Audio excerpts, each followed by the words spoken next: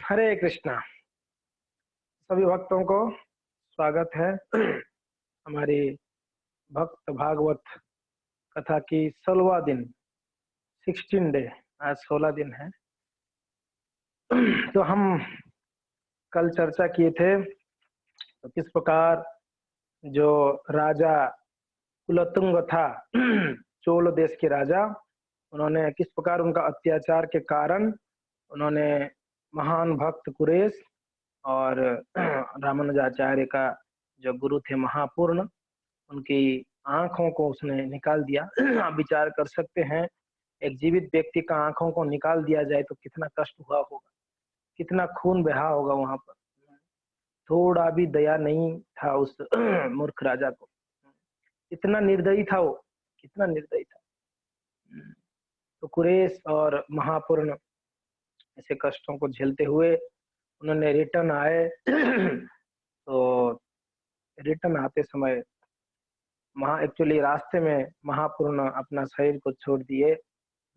वो नित्य धाम भगवान की वैकुंठ धाम को प्राप्त किए। तो उससे पहले महापूर्ण के एक कन्या थी जो विवाह के बाद महापूर्ण की कन्या की ससुराल उनके सास को झगड़ा की, बोले कि हाँ, क्या मैं आपकी दासी हूँ, मैं आपका सेवा करूंगी।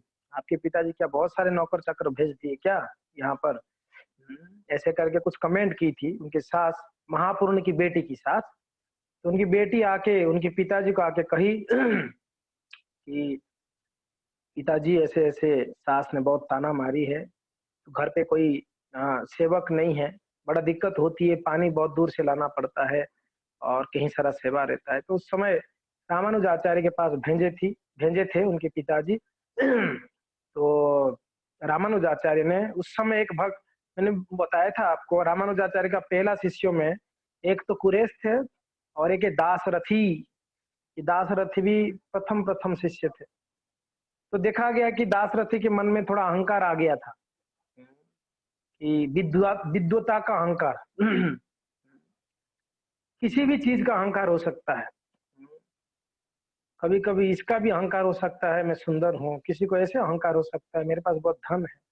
किसी को ऐसे भी अहंकार हो सकता है मेरे पास बहुत शक्ति है। या किसी को ऐसे भी अहंकार हो सकता है कि मेरे पास बहुत लोग हैं मुझे सपोर्ट करने वाले। तीन प्रकार के अहंकार। वैसे उनको ज्ञान का अहंकार हो गया था। खैर, बहुत बड़ा पंडित थे, भगवान के अच्छे भक्त भी थे, मगर अहंकार। हमारे भक्ति में सबसे बड़ा बाधक है हमारा अहंकार। ये अहंकार ऐसा चीज है, इसी के कारण हम वैष्णव अपराध करते हैं। वैष्णव के चरणों में हम अपराध कब करते हैं? जब हमारे अंदर अहंकार हो जाता है तो हम सोचते हैं सब मेरे से छोटे हैं, मैं बड़ा हूं। ये अहंकार इतना खतरनाक चीज है। और ये अहंकार किसी भी किसी भी समय और किसी भी स्थान, किसी भी काल में कभी भी आ सकता है हमारे अंदर। आप ये ना सोचे कि मेरे अंदर कोई अहंकार नहीं है, मैं तो बड़ा हम्बल हूं। नहीं, ये हम्बलनेस भी एक अहंकार ही हो सकता है आपका। मैं बहुत नम्र हूं, ये भी एक अहंकार है। मैं बहुत नम्र हूं, तो कोई भी तरीके से अहंकार आ सकता है। तो दासरथी थोड़ा अहंकार हो गया था। खैर, शास्त्र को बड़े अच्छे से जानते थे। तो रामानुजाचार्य सोचे कि मेरे शिष्य के अंदर अहंकार आया तो इनको कुछ पनिशमेंट देनी चाहिए, तभी तो ये सुधरेंगे। तो उस समय जब महापूर्ण की बेटी आई थी, तो उनके पास जब आए रामानुजाचार्य, बोले आपको एक सेवक ही चाहिए ना, ठीक है। तो दासरथी को कहे रामानुज, हे दासरथी, आप जाओ और इन माताजी के घर पे आप क्या करो, किचन में सेवा करो। दासरथी एक महान विद्वान थे, एक भक्त थे। रामानुजाचार्य उनको कौन सा सेवा में लगा दिए? किचन में कुकिंग सेवा करो। कभी कभी गुरु जो होते हैं वो जानते हैं शिष्य का क्या स्थिति है। कभी कभी गुरु शिष्य को कुछ शिक्षा देने के लिए कुछ दंड देते हैं, और उस समय देखा जाता है कि शिष्य के अंदर कितना विनम्रता और कितना सहनशीलता है, उस आदेश को कैसे पालन करता है। खास करके हमारा स्थिति ऐसा है, हम उसी चीजों को स्वीकार करेंगे गुरु महाराज जी का जो हमको अच्छा लगे। मेरे हिसाब से अगर गुरुदेव बोले तो हाँ, गुरुदेव बहुत अच्छे भक्त हैं। अगर मेरे विरुद्ध बोले तो ये कैसे गुरु है? मुझे इस प्रकार कहे हैं, ये हम लोग का स्थिति है, ये बद्ध जीवों का ऐसा स्थिति है। मगर खैर दाशरथी ऐसे नहीं थे, दाशरथी महान भक्त थे और उनके अंदर अहंकार था, तो इसके लिए उनको जब दंड दिया गया तब दाशरथी सोचने लगे, हाँ मेरे अंदर सच में अहंकार है, इसके लिए गुरुदेव ने मुझे दंड दिया, तो मुझे जरूर गुरुदेव के आदेश पालन करते हुए इस सेवा को करनी है। जब भक्तों को कुछ दंड दी जाती है किसी भी तरीके से तो समझनी चाहिए ये मेरा सुधरने का एक बहुत बड़ा अच्छा चांस दी गई है, मुझे सुधरने के लिए एक चांस दिया गया है, ये समझनी चाहिए भक्तों को। अगर कभी आपको ऐसे कुछ परिस्थिति आते समझनी चाहिए मुझे सुधरने का एक मौका दे दिया गया है, मैं सुधर जाऊं अभी। अरे मैंने ऐसे कुछ नहीं किया था, मुझे ऐसे क्यों दंड दिया गया?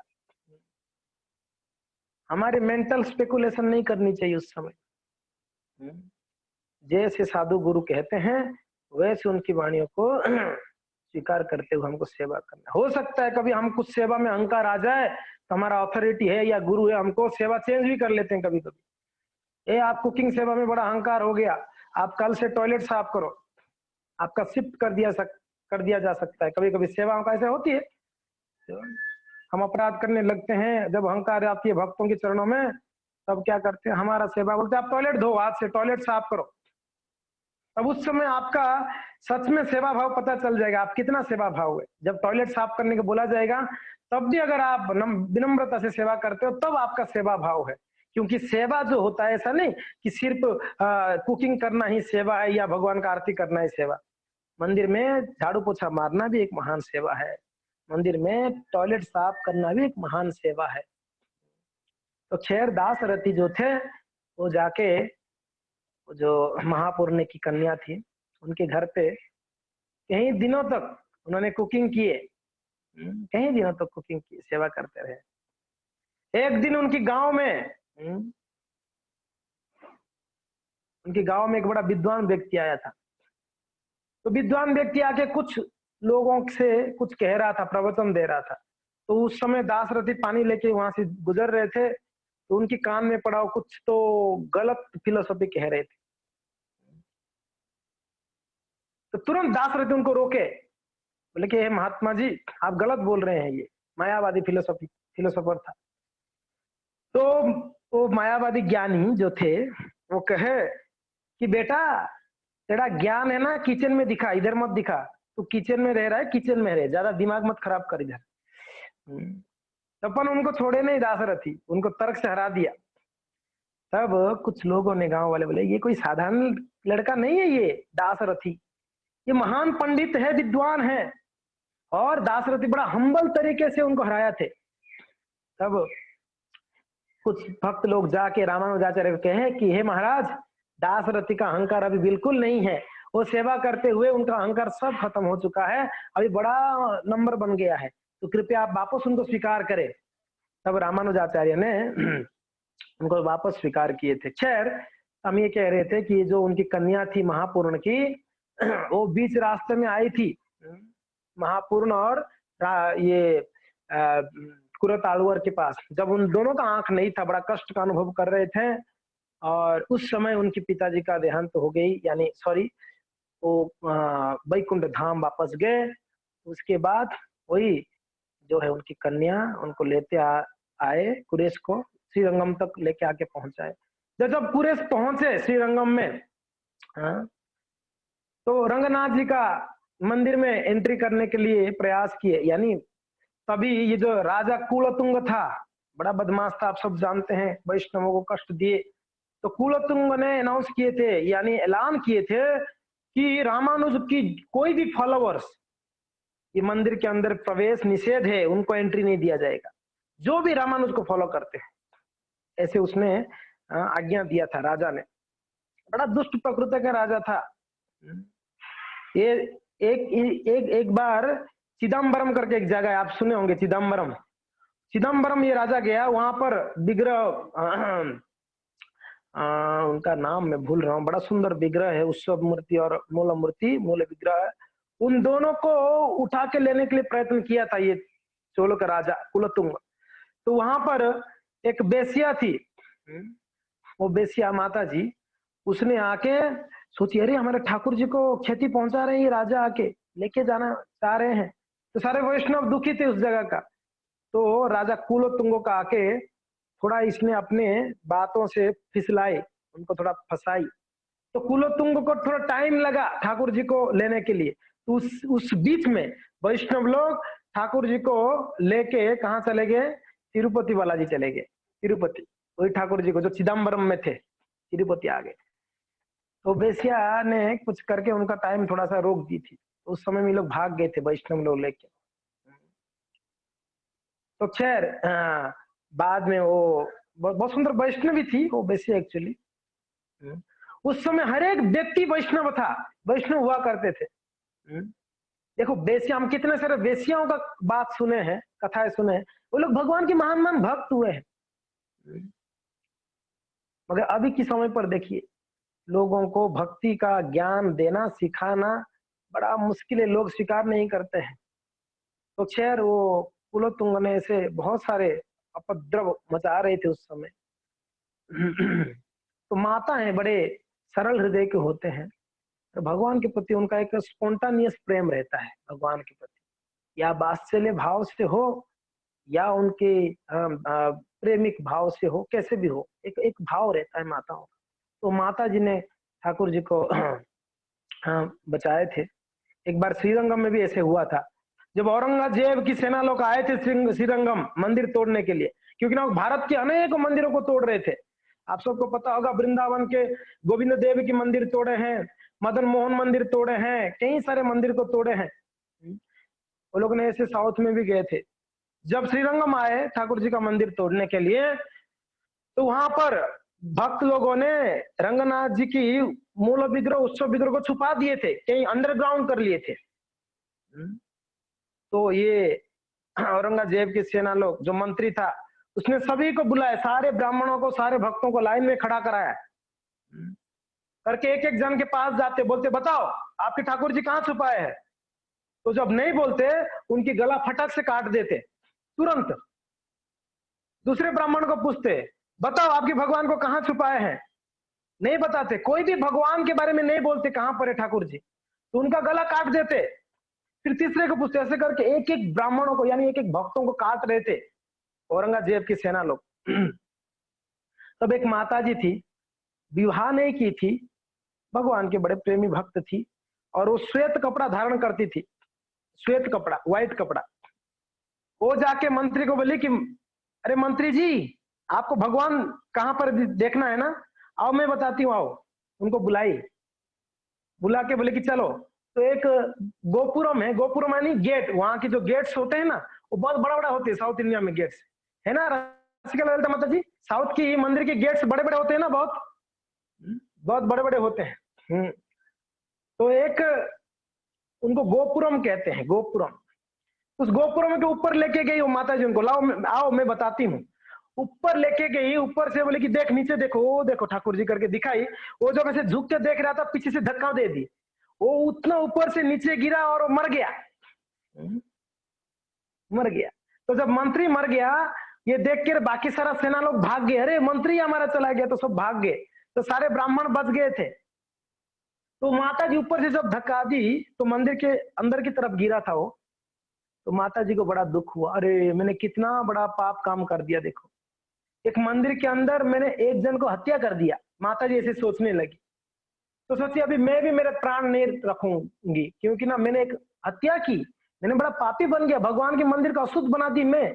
ये लोग तो चलो ऐसे भी मुसलमान लोग हैं, इन लोग का बुद्धि नष्ट हो गया, ये लोग किसी को मारे तो कोई बात नहीं, मगर मैं भगवान की शरणागत भक्त होकर भी मैं इस प्रकार की कार्य की करके वो गोपुरम के ऊपर से कूदी मार गई, मरने के लिए खुद। तो रंगनाथ जी आके पकड़ लिए सबके सामने, ठाकुर जी आके तुरंत उनके हाथ गोद में ले लिए थे, ऐसे पकड़ लिए थे ऐसे वो माता जी को। तो माता जी के याददाश्त में वो गोपुरम को व्हाइट का कलर लेप दे दिया गया, व्हाइट कलर। उस गोपुरम का नाम हुआ श्वेत गोपुरम, क्योंकि वो माता जी श्वेत कपड़ा पहनती थी ना, इसके लिए उस गोपुरम का नाम भी श्वेत गोपुरम हुआ। आप अगर श्रीरंगम जाते हैं तो आप देख सकते हैं श्वेत गोपुरम, राज गोपुरम। श्रीरंगम में सबसे बड़ा गोपुरम है राज गोपुरम, कई दूर माइल से दिखेगा वो गोपुरम, लगेगा आपको मंदिर करके, मगर वो गोपुरम है, गेट एक्चुअली।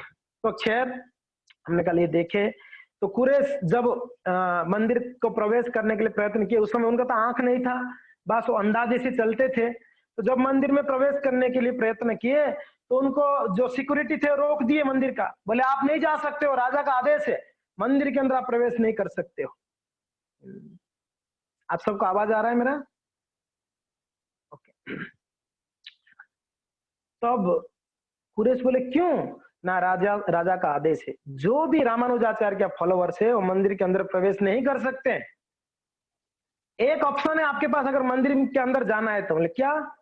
आप अगर अभी बोलते हो यहाँ पर कि मैं रामानुजाचार्य को त्याग दे रहा हूं तो आपको मंदिर के अंदर जाने दूंगा मैं। वो सिक्योरिटी बोला कि अगर आप यहाँ पर अभी वचन लेते हो कि मैं रामानुजाचार्य को त्याग देता हूं तो आपको अंदर एंट्री दूंगा मैं। तो कुरैश क्या बोले पता है? बहुत सुंदर उत्तर दिए। बोले कि हे महात्मा जी, हे महाशय, मैं रंगनाथ जी को त्याग सकता हूं मगर रामानुज को कभी नहीं त्याग सकता। वो मेरे गुरु है, गुरु यानी वो मेरे पहले भगवान है। तो मैं रंगनाथ जी को त्याग सकता हूं मगर मेरे गुरु को कभी नहीं त्याग सकता।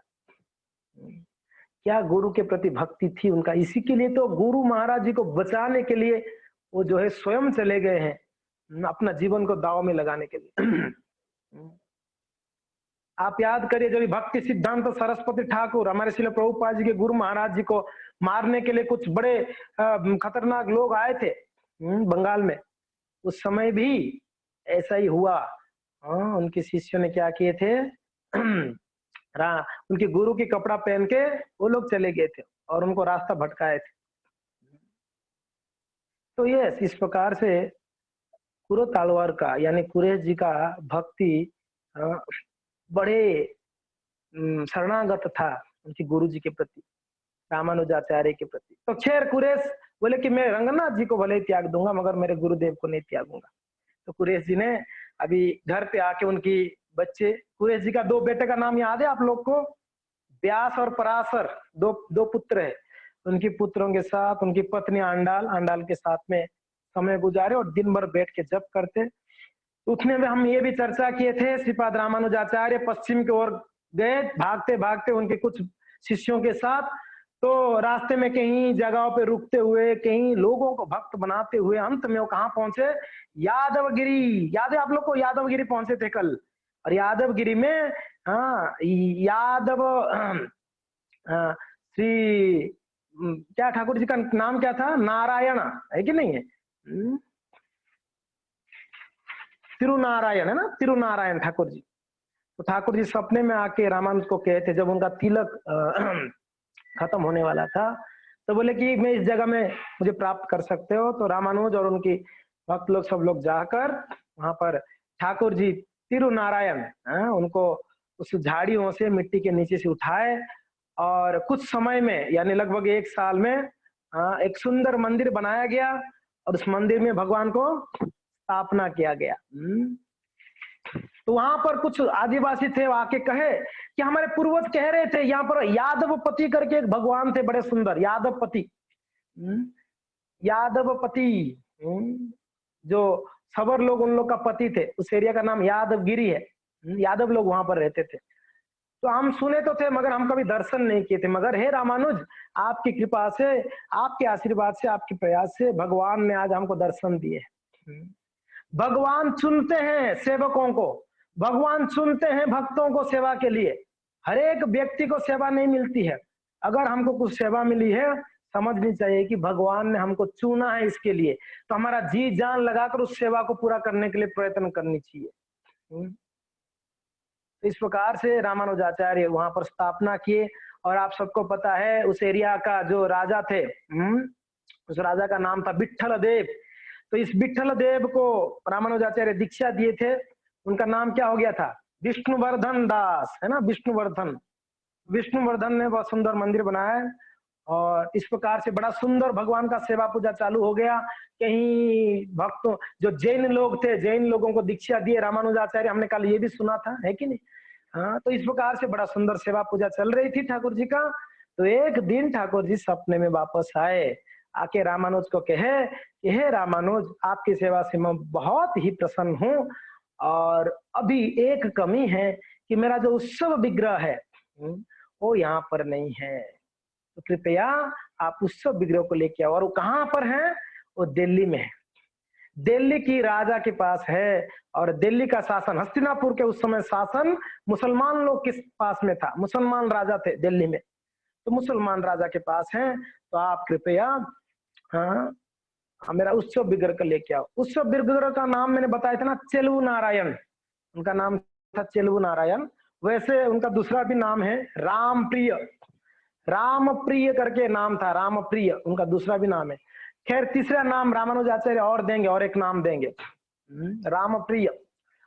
तभी रामानुजाचार्य उस समय कितने साल के हो गए थे? लगभग 80 साल का उम्र था रामानुजाचार्य का। तभी रामानुजाचार्य कुछ शिष्यों को लेते हुए उन्होंने अपना यात्रा शुरू की। कहां से? मैसूर, मेलकोटे से। उस जगह का नाम मेलकोटी रखा गया, मेलकोटे।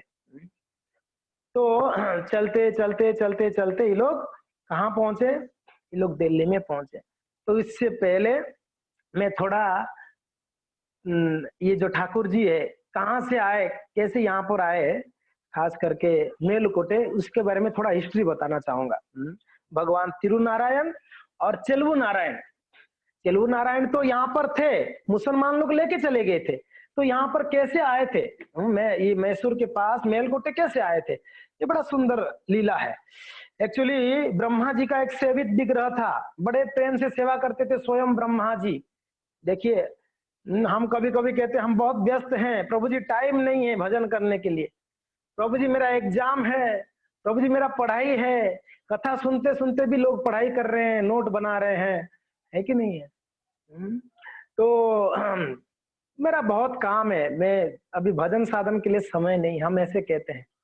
आप बताइए हम क्या मैनेज करते हैं? क्या मंदिर का मैनेज करते हैं, क्या घर का मैनेज करते हैं, क्या ऑफिस को मैनेज कर रहे हो आप? सबसे बड़ा मैनेजर तो ब्रह्मा जी है कि नहीं? सृष्टि करना कुछ आसान है क्या? बड़ा दिमाग चाहिए सृष्टि करके उसको मैनेज करना, सृष्टि को, है कि नहीं? पूरा जीव जगत को सृष्टि करते हैं ब्रह्मा जी, बहुत बड़ा मैनेजर है। फिर भी ब्रह्मा जी ठाकुर जी का सेवा कभी नहीं छोड़े थे, ठाकुर जी का नाम जब कभी नहीं छोड़े ब्रह्मा जी। स्वयं खुद के हाथों से सेवा करते, ऐसा नहीं नौकर चाकर को लगाए थे ब्रह्मा जी, स्वयं सेवा करते, बड़े प्रेम से सेवा करते। मगर इक्ष्वाकु महाराज उसी कुल में आए, इक्ष्वाकु महाराज जी ने ब्रह्मा जी से प्रार्थना की मुझे ठाकुर जी चाहिए सेवा के लिए। तो ब्रह्मा जी ने अपने स्वयं का सेवित विग्रह को इक्ष्वाकु महाराज जी को दे दिए। इक्ष्वाकु महाराज कौन सी वंश में आए? प्रभु रामचंद्र की वंश परंपरा में इक्ष्वाकु वंश परंपरा, इक्ष्वाकु महाराज जी के नाम से बड़ा प्रसिद्ध परंपरा हुई है। तो इक्ष्वाकु महाराज जी को दे दिए ब्रह्मा जी, वो उनकी सेवित विग्रह स्वयं का। उस विग्रह को इक्ष्वाकु महाराज जी से धीरे धीरे आते आते भगवान रामचंद्र के पास आया, और भगवान रामचंद्र स्वयं सेवा किए थे उस विग्रह को। और वो विग्रह समय अनुसार जब रावण का वध हो गया, तभी विभीषण ने भगवान रामचंद्र को बोले हे प्रभु अभी आप अयोध्या चले जाएंगे, मुझे लंका का राजा बना दिया आपने, अभी आपकी विरह में मैं कैसे रहूं इसमें, इस देश में, इस राज्य में, श्रीलंका में। तब भगवान रामचंद्र ने उनका स्वयं का सेवित विग्रह को विभीषण को दे दिए, बोले कि विभीषण इसको आप लो। ऐसे एक कथा आती है। वही विग्रह को विभीषण ने लेके जा रहे थे, वो श्रीरंगम में आके उस विग्रह को नीचे उतारे तो वहीं रुक गए। वो है रंगनाथ जी महाराज, वही जो ब्रह्मा जी सेवा करते थे, इक्ष्वाकु जी को मिला, इक्ष्वाकु जी से भगवान रामचंद्र से होके विभीषण को मिला था, और वही विग्रह श्रीरंगम में रंगनाथ जी हैं। अभी ब्रह्मा जी जब इक्ष्वाकु को दे दिए विग्रह, उनके पास कोई सेवा के लिए विग्रह नहीं था अभी सेवा करने के लिए, तड़प रहे थे जैसे भक्त लोग अभी तड़प रहे हैं घर पे, हम कब वापस लॉकडाउन खत्म होगा मंदिर में जाके ठाकुर जी जगन्नाथ जी का दर्शन सेवा आदि करेंगे। तो वैसे ब्रह्मा जी के हृदय में बड़ा एक गिल्टी फील हो रहा था कि मेरे पास ठाकुर जी नहीं सेवा के लिए, भगवान नहीं तो हम किसका सेवा करेंगे आप बताइए। खैर अभी तो महाप्रभु की कृपा से हमारे पास महामंत्र है, ये स्वयं भगवान स्वयं है ये मंत्र, हम मंत्र की शरण लेके। खैर हमारे इंद्रियों को शुद्ध करने के लिए कहते हैं कि भगवान की अर्चा विग्रह का सेवा करना। तो जिनके भी घर पे अर्चा विग्रह है बड़े प्रेम से सेवा करनी चाहिए, भगवान प्रेम के भूखे हैं, प्रेम के भूखे हैं, आप प्रेम से सेवा करें। एक भक्त प्रश्न कर रहे थे कि प्रभु जी उस समय भगवान बात करते थे रामानुज से, कांचीपुरम से बात करते थे ठाकुर जी, हमारे साथ क्यों बात नहीं करते हैं? जो रामानुजाचार्य का जो प्रेम था, जो कांचीपुरम जिस प्रकार प्रेम से भगवान का सेवा करते, क्या हम उतना प्रेम से सेवा कर रहे हैं क्या? पहले ये प्रश्न उठना चाहिए हमारे मन में, क्या हम उतना प्रेम से भगवान को, हम भगवान को एक मूर्ति समझकर सेवा कर रहे हैं, मूर्ति है करके? हमने शोकेस में जैसे रख देते हैं ना कोई डॉल को, वैसे हमने शोकेस में रखने जैसा रखा हुआ है हमारे घर पे ठाकुर जी को। मन होगा तो सेवा करते हैं, मन नहीं होगा तो सेवा नहीं करते हैं। इच्छा होगा तो ठाकुर जी को कुछ खिला दिया, इच्छा नहीं हुआ तो भगवान को खिलाए नहीं। ऐसा नहीं था रामानुजाचार्य का भाव, ऐसा नहीं था कांचीपुरम का भाव। उनका जो प्रेम था, उस प्रेम से भगवान वशीभूत थे। अगर आपके अंदर इतना प्रेम हो तो भगवान आपसे भी बात कर सकते हैं, आपसे भी बात कर सकते हैं ठाकुर जी। तो ये इस प्रकार से अभी ब्रह्मा जी वापस भगवान को जाके प्रार्थना कर रहे हैं, भगवान नारायण को, हे प्रभु मुझे कोई एक विग्रह दे दिए, मैं सेवा करूंगा।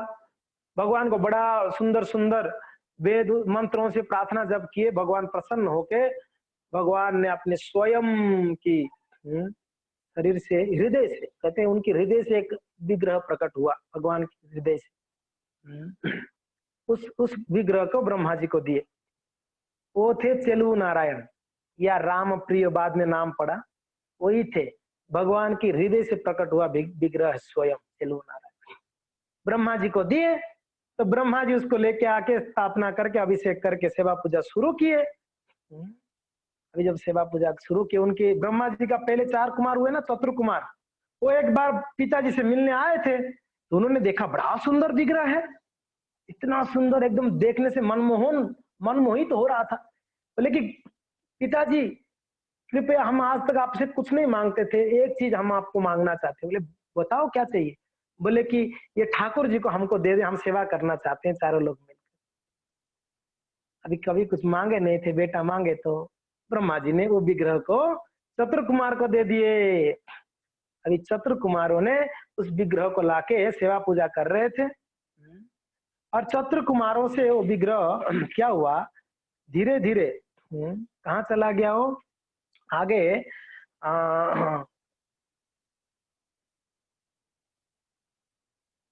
कुछ समय के बाद वो चतुर कुमार से होते होते होते होते वो आ गया किनके पास पता है? कहते हैं भगवान रामचंद्र के घर पे आ गया, ऐसे कहते हैं। वो विग्रह किसी तरीके से आ गया तो प्रभु रामचंद्र के घर पे। तो अभी प्रभु रामचंद्र उनका सेवा करते थे, तो चेलु नारायण का सेवा करते थे भगवान रामचंद्र।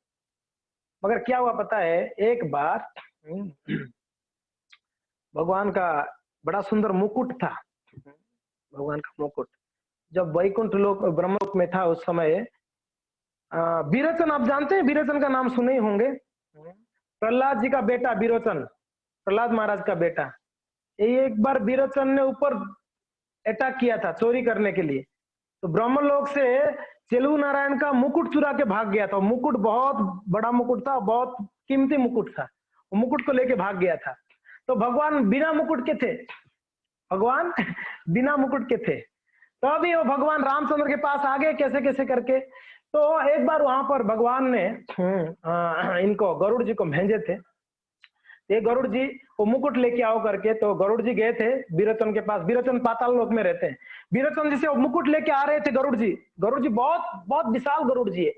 वो जब मुकुट लेके जा रहे थे, अयोध्या से ऊपर जब निकले, तब उनका जो गति धीमा हो गया था। जब धीमा हो गया, सोचे कि शायद ये मुकुट का बराबर का कोई व्यक्ति यहाँ पर है, तो वहां पर उतरे, देखे तो चेलु नारायण थे। तो प्रभु रामचंद्र को मुकुट दे दिए गरुड़ जी, बोले कि ये रखो, ये शायद हो सकता है चेलु नारायण का। मगर उनके साथ मैच खा रहा था विग्रह के साथ, मगर विग्रह छोटे थे और मुकुट बहुत बड़ा था। जब भगवान ने दिए थे तभी छोटा करके मुकुट विग्रह को दिए थे, एक्चुअली बड़ा विग्रह था। तो कहते हैं कि जो बलराम जी थे, सॉरी वो विग्रह में क्षमा करिएगा, वो विग्रह धीरे धीरे फिर चंद्र वंश में आके भगवान कृष्ण के पास आ गया था एक्चुअली। तो द्वारका के ऊपर जा रहे थे, तब नीचे गरुड़ जी उतरे और भगवान को दिए। तो बलराम जी मुकुट को दबाकर छोटा कर दिए थे और वो भगवान को पहना दिए थे। तो इस प्रकार से चेलु नारायण भगवान रामचंद्र के पास आते हुए धीरे धीरे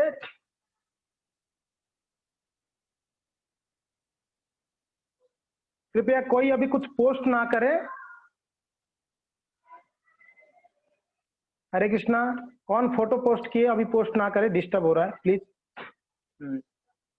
ओके, तो यस, तो वो भगवान रामचंद्र का बड़ा प्रिय थे, मगर समय अनुसार कृष्ण जी के पास आ गए थे द्वारका में, तो वहां पर थे।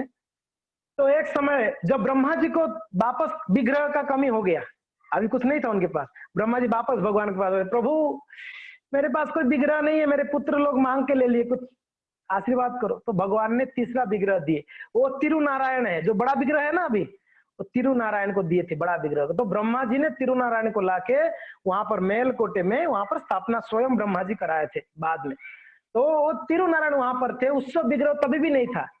तो एक समय बलराम जी जब पूरा भारत भ्रमण में गए थे, आपको पता है महाभारत युद्ध के समय पर, हाँ उस समय नहीं थे बलराम जी युद्ध में, तो एक जगह पे रोमहर्षण को उन्होंने वध कर दिया था बलराम जी ने, रोमहर्षण सुत को। तो वहां पर सारे ऋषि बोले आपको तीर्थ यात्रा करोगे तो आपका पाप से मुक्ति होगी। तो तीर्थ यात्रा जब कर रहे थे, बलराम जी उस जगह में आए थे, मेलकोटे में आए थे, तो देखे तिरुनारायण को, देखे बड़े सुंदर है, मगर उनको लगा अरे हमारे घर पे जो विग्रह है चेलु नारायण, वो एकदम इनको उनकी जैसा ही है देखने में, दोनों वो छोटे हैं ये बड़े हैं। तो बलराम जी गए तिरुनारायण की जगह पे लेके आ गए चेलु नारायण को, जो द्वारका में थे, वहां पर स्थापना करके चले गए। तो इस प्रकार से तिरुनारायण चेलु नारायण वहां पर रहने लगे। और कालक्रम में जब मुसलमान का अटैक हुआ तो उत्सव विग्रह को मुसलमान लोग ले गए थे दिल्ली हस्तिनापुर, और मूल विग्रह को पुजारी लोगों ने झाड़ियों में डाल दिए थे। ऐसा इनका थोड़ा सा हिस्ट्री है। तो खैर यहाँ पर रामानुजाचार्य उनके शिष्य लोगों ने चलते चलते चलते चलते वो लोग कहाँ पहुंचे, दिल्ली में पहुंचे। अभी जैसे दिल्ली में पहुंचे, दिल्ली का जो राजा थे मुसलमान, उन्होंने देखे कि बहुत बड़ा ये संत है, तो उनको बड़ा सुंदर सत्कार किए, उनको स्वागत किए। तो बोले कैसे आना हुआ आपको? तो रामानुजाचार्य कहे कि मेरे ठाकुर जी यहाँ पर है, मेरे भगवान यहाँ पर है, तो भगवान को लेने के लिए मैं आया हूँ।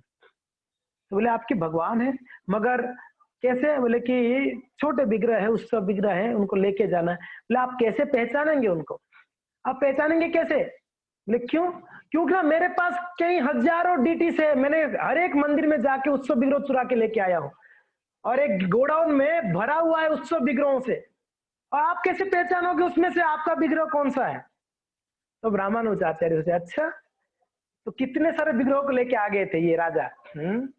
और उस राजा का एक कन्या थी, बीबी नाचियार, कन्या का नाम था बीबी नाचियार। बीबी नाचियार मुसलमान की बेटी थी, बीबी नाचियार।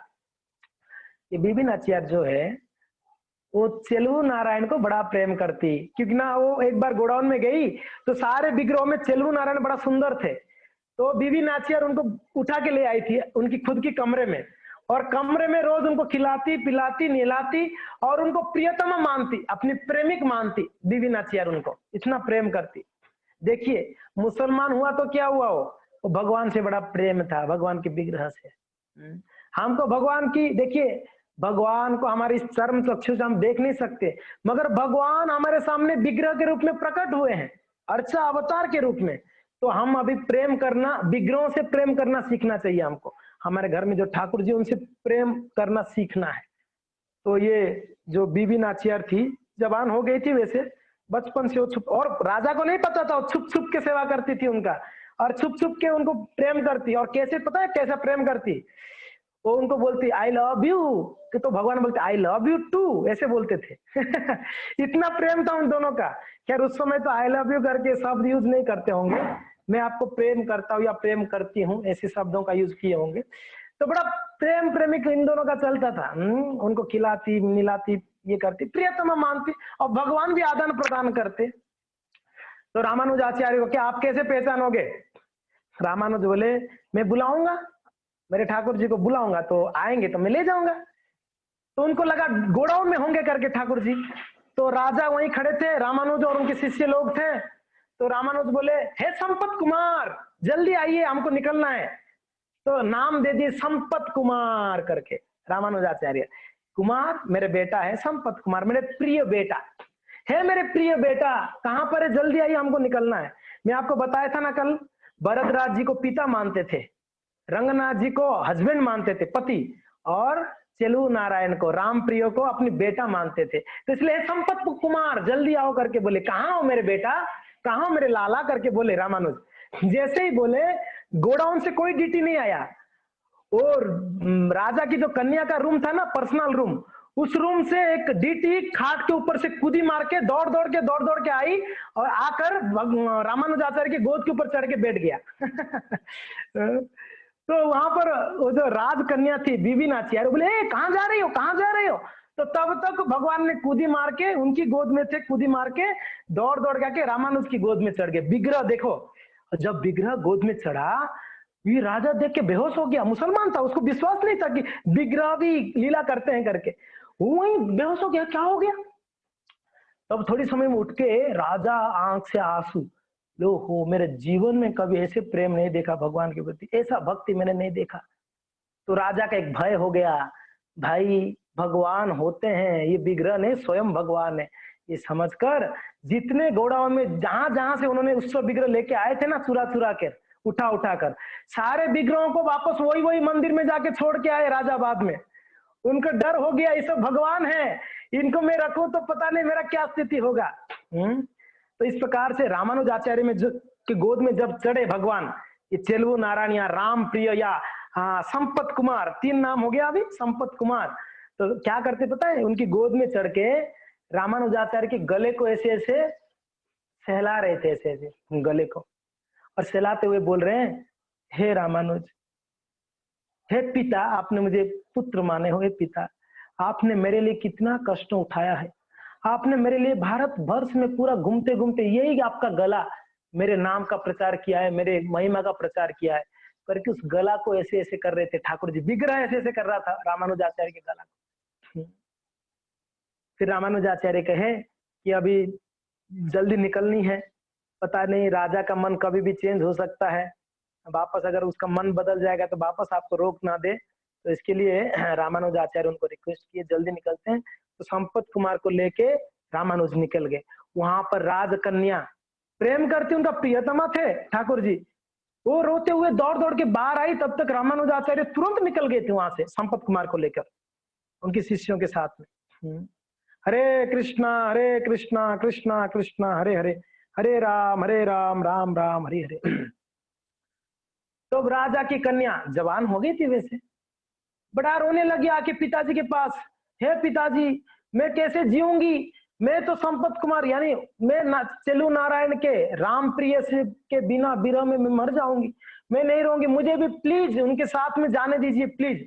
तब तक रामानुजाचार्य काफी दूर चले गए थे। ये रो रही है, रिक्वेस्ट कर रही है, 1 दिन 2 दिन खाई नहीं ये कन्या, बोले कि नहीं मुझे जानी है, हट पकड़ ली, बस मुझे जानी है, मुझे संपत कुमार यानी मुझे राम प्रिय के पास जाना है। तो राजा ने देखे इनका इतना डेडिकेशन है राम प्रिय के लिए, भगवान के लिए, तो राजा ने भी सोचे इसको ज्यादा समय रखना भी मेरे लिए अच्छा नहीं है, क्योंकि ये खा नहीं रही है, पी नहीं रही है, तो प्राण त्याग देगी ये लड़की।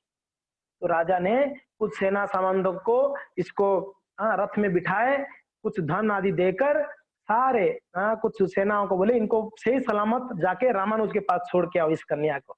क्या प्रेम थी माता जी को, देखो भगवान के बिना रह नहीं पाऊंगी बोल रही थी। जैसे गोपियों को याद करो, भगवान के बिना कितना तड़पते थे भगवान जब चले गए मथुरा, उसके बाद द्वारका। खाना पीना छोड़ दिए थे ब्रजवासी लोग, खाते नहीं पीते नहीं, इतना विरह। अगर हमारा घर से हमारे पति चले जाते तो हम मजे से खाते, अच्छा है गया इस झंझट, 4-5 दिन के बाद आएगा ज्यादा अच्छा है, बढ़िया से बना के खाते हैं। या पत्नी कभी माई की चली जाती तो प्रभु जी लोग कितना प्रसन्न होते, ओ हो मुझे तो गोलोक वृंदावन प्राप्त हो रहा है, अच्छा हुआ। एक बड़ा टेंशन गया, अभी मैं मेरे हिसाब से कुछ भी कर सकता हूँ, हर चीज में रोक टोक, घर में होम मिनिस्टर जब तक है होम मिनिस्टर का आज्ञा मानना ही पड़ेगा, नहीं तो कैसे चलेगा, हर चीज में रोक टोक। मगर ऐसा नहीं, भगवान की विरह में ऐसा कभी हुआ आपके प्रभु जी कहीं गांव चले गए तो आप खाना पीना ही छोड़ दिया, प्रभु जी आप जब तक नहीं आएंगे तब तक मैं खाऊंगी नहीं, ऐसे कभी हुआ? या कभी माता जी चली गई तो ऐसा कभी आपने बोला कि आप जब तक मायके से नहीं आओगे तब तक मैं खाना पीना भी जल भी स्पर्श नहीं करूंगी, नहीं करूंगा? ऐसा कभी प्रेम हमारा हमारा मनुष्य में ऐसा प्रेम तो शायद ही कभी इतना नहीं मिलेगा एक दूसरे के लिए। और हाँ, अभी संसार में प्रेम नहीं है, काम रह गया, काम। हम प्रेम के नाम में धोखाबाजी चल रही है, काम एक्चुअली। जब हम कहते हैं मैं आपको बहुत प्रेम करता हूँ या करती हूँ, यानी मैं बहुत काम करती हूँ। हाँ, मैं आपके प्रति बड़ा मेरा कामना है, आप ये दोगे तब ये दोगे, ये दोगे, ये दोगे, मेरा इच्छा पूरा करोगे। ठीक, पुरुष के प्रति पुरुष, स्त्री के प्रति काम ही रह गया, प्रेम नहीं रह गया। एक जगह पे थोड़ा प्रेम दिखता है, एक जगह पे बस। कहां पर? जहां माँ पुत्र का स्नेह करती है ना, पुत्र का या पुत्री का, बेटा या बेटी का, उनकी संतानों का, तब वहां पर थोड़ा सा प्रेम है, अभी भी है। पूर्ण नहीं कहा जाएगा, है पन, मगर हर जगह पे अभी धोखाधड़ी है। इस संसार में अगर कोई आई लव यू बोलता है तो सबसे बड़ा झूठ वही हो सकता है। यानी आई लव यू नहीं है, वो आई लव यू की जगह छुपा रहा है, क्या पता है? लव की जगह एक चीज छुपा के बोल रहा है, I want you. I love you नहीं, आई वांट यू की जगह, वांट की जगह लव बोल रहा है बस। वांट यू, मैं आपको चाहता हूं क्योंकि ना आपसे ये मुझे मिलने वाला है, मैं आपसे ये चीज मुझे मिलेगा, मैं किसी को वर्ण कर रहा हूं तो उससे ये चीज मिलेगा। और जब नहीं मिलता है तब कहां गया आपका लव? अगर सच में प्रेम करते हो, जब उससे नहीं मिलेगा तो भी प्रेम आप नहीं रोक सकते हो, अगर प्रेमिक सच में प्रेमिक हो तो आप। तो मगर जब हमको कुछ मिलना बंद हो गया सामने वाले से, हम तुरंत उनसे द्वेष करने लगते हैं। प्रेम नहीं रहता, फिर द्वेष, फिर उसको इग्नोर करते हैं, उसको हम त्याग कर देते हैं। तो ये संसार का प्रेम है, और ऐसा नहीं है भक्तों का भगवान के साथ जो संबंध है, ये बड़ा मधुर प्रेम होता है, जो ये बीबी नाचियार ने दिखलाई है कितना प्रेम करती थी। तो बीबी नाचियार ने रिक्वेस्ट की कि मुझे भी जानी है, तो राजा ने उनको सही सलामत उनको रथ में बिठा के भेजे। और क्या है, उनके राज्य में एक उन्हीं के ही राजमहल में, राज दरबार में एक काम करने वाला एक जवान लड़का था, उनका नाम था कुबेर। कुबेर वो बीबी नाचियार को चाहता था, उनको विवाह करना चाहता था, पर राजकन्या थी इसलिए कोई कुछ बोल नहीं पाया आज तक, मगर उसका इच्छा था। मगर जब अभी यहाँ पर बीबी नाचियार जा रही है तो उसने सोचा अभी अच्छा मौका है, बीबी नाचियार को मैं जो है उसको समझा सकता हूँ विवाह के लिए। तो वो भी चला गया साथ में, सेनाओं के साथ वो भी मिल गया, वो भी गया। तो रास्ते में एक दिन गए, 2 दिन गए, मगर रामानुज बहुत आगे चले गए थे ये लोग जब निकले थे। तब रास्ते में एक जगह में रात में रुके, रुकने के बाद बीबी नाचियार तब तक वो प्रण ले ली थी, जब तक मुझे मेरे राम प्रिय नहीं मिलेंगे तब तक मैं कुछ भी नहीं खाऊंगी, कुछ भी नहीं पीऊंगी। बस कितना समझाने पर भी नहीं खाती नहीं पीती, एक उतावना था, एक विरह में वो तड़प रही थी। तो एक रात को रुकी थी, बीबी नाचियार ने छुप के उस रात को उस टेंट को छोड़ के भाग गई, बोले इन लोग के साथ में रहूंगी तो मुझे मेरे राम प्रेम नहीं मिलेंगे, बहुत आगे चले जाएंगे पता नहीं, तो मुझे रात को भी चलना पड़ेगा, रुकने से नहीं चलेगा। तो रात को भाग गए बीबी नाचियार, और बीबी नाचियार को बड़ा ध्यान रखते थे कुबेर। जब बीबी नाचियार भागी, कुबेर भी उनके साथ में भागे और बड़ा उनके साथ में रहे, उनको सेवा करते। देखिए ये प्रेम है, प्रेम जहां पर है वहां पर सेवा है जी। बिना प्रेम का सेवा नहीं करते हैं, कोई नहीं कर सकते हम लोग।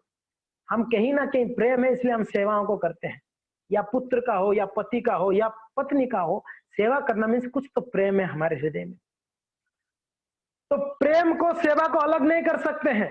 सिर्फ हम बोल रहे हैं I love you I love you I love you, हम रट रहे हैं दिन भर मगर उनका सेवा नहीं कर रहे, तो ये तो धोखाधड़ी हुआ ना।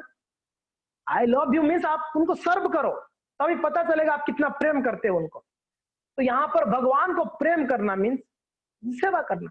यहाँ पर इस कन्या को प्रेम करते थे इसलिए उस कन्या को वो खाती नहीं थी तो उनको फल ला के देते, फिर भी वो नहीं खाती, उनको जल लेते थे, उनको बड़ा ध्यान रखते। ऐसे करते करते कुछ दिनों में ये लोग पहुंच गए, रामानुज पहुंच गए थे मेलकोटे। रामानुज आचार्य मेलकोटे पहुंच गए थे ठाकुर जी को लेके, ला के ठाकुर जी को विराजमान भी करा दिए थे।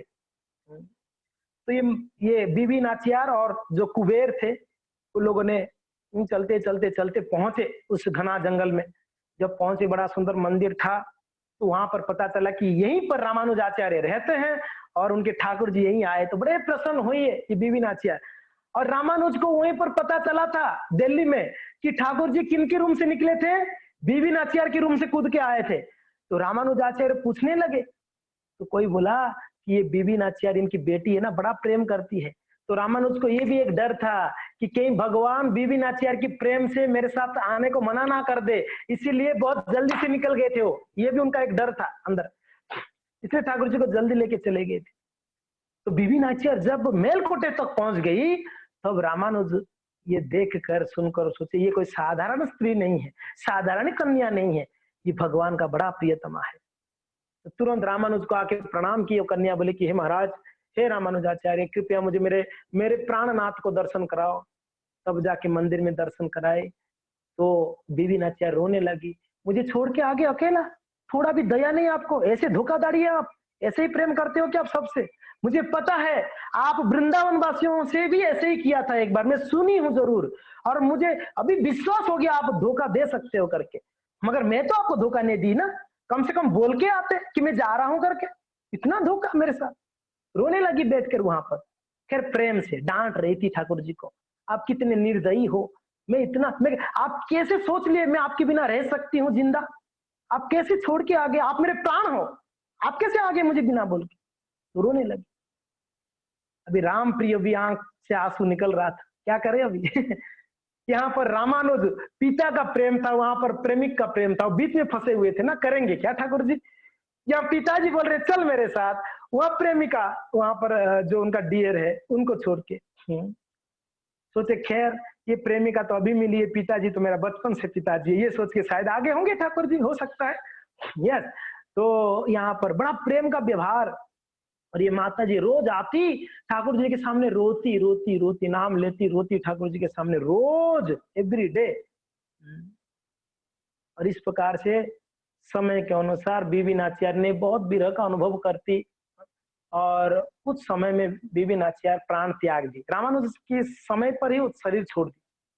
हाँ, भगवान किसी चरणों में उनका शरीर उन्होंने छोड़ दिया। बीबी नाचियार देखो एक मुसलमान कन्या थी, देख लीजिए क्या प्रेम था ठाकुर जी के प्रति, क्या लगाव थी उनकी। इस प्रकार से वो वैकुंठ धाम प्राप्त की। उनके साथ में जो कुबेर आए थे वो भी बड़े अच्छे भक्त बन गए थे तब तक। तो कुबेर ने जब रामानुजाचार्य के पास गए, रामानुजाचार्य उनको कहे कि हे कुबेर, आप एक काम करो, आप श्रीरंगम चले जाओ रंगनाथ जी के पास, उनको वहां पर सेवा करो। वो भी मुसलमान थे, श्रीरंगम आए पर उनको कोई पहचान नहीं पाया, श्रीरंगम में उनको कोई मंदिर में अलाउ नहीं किए।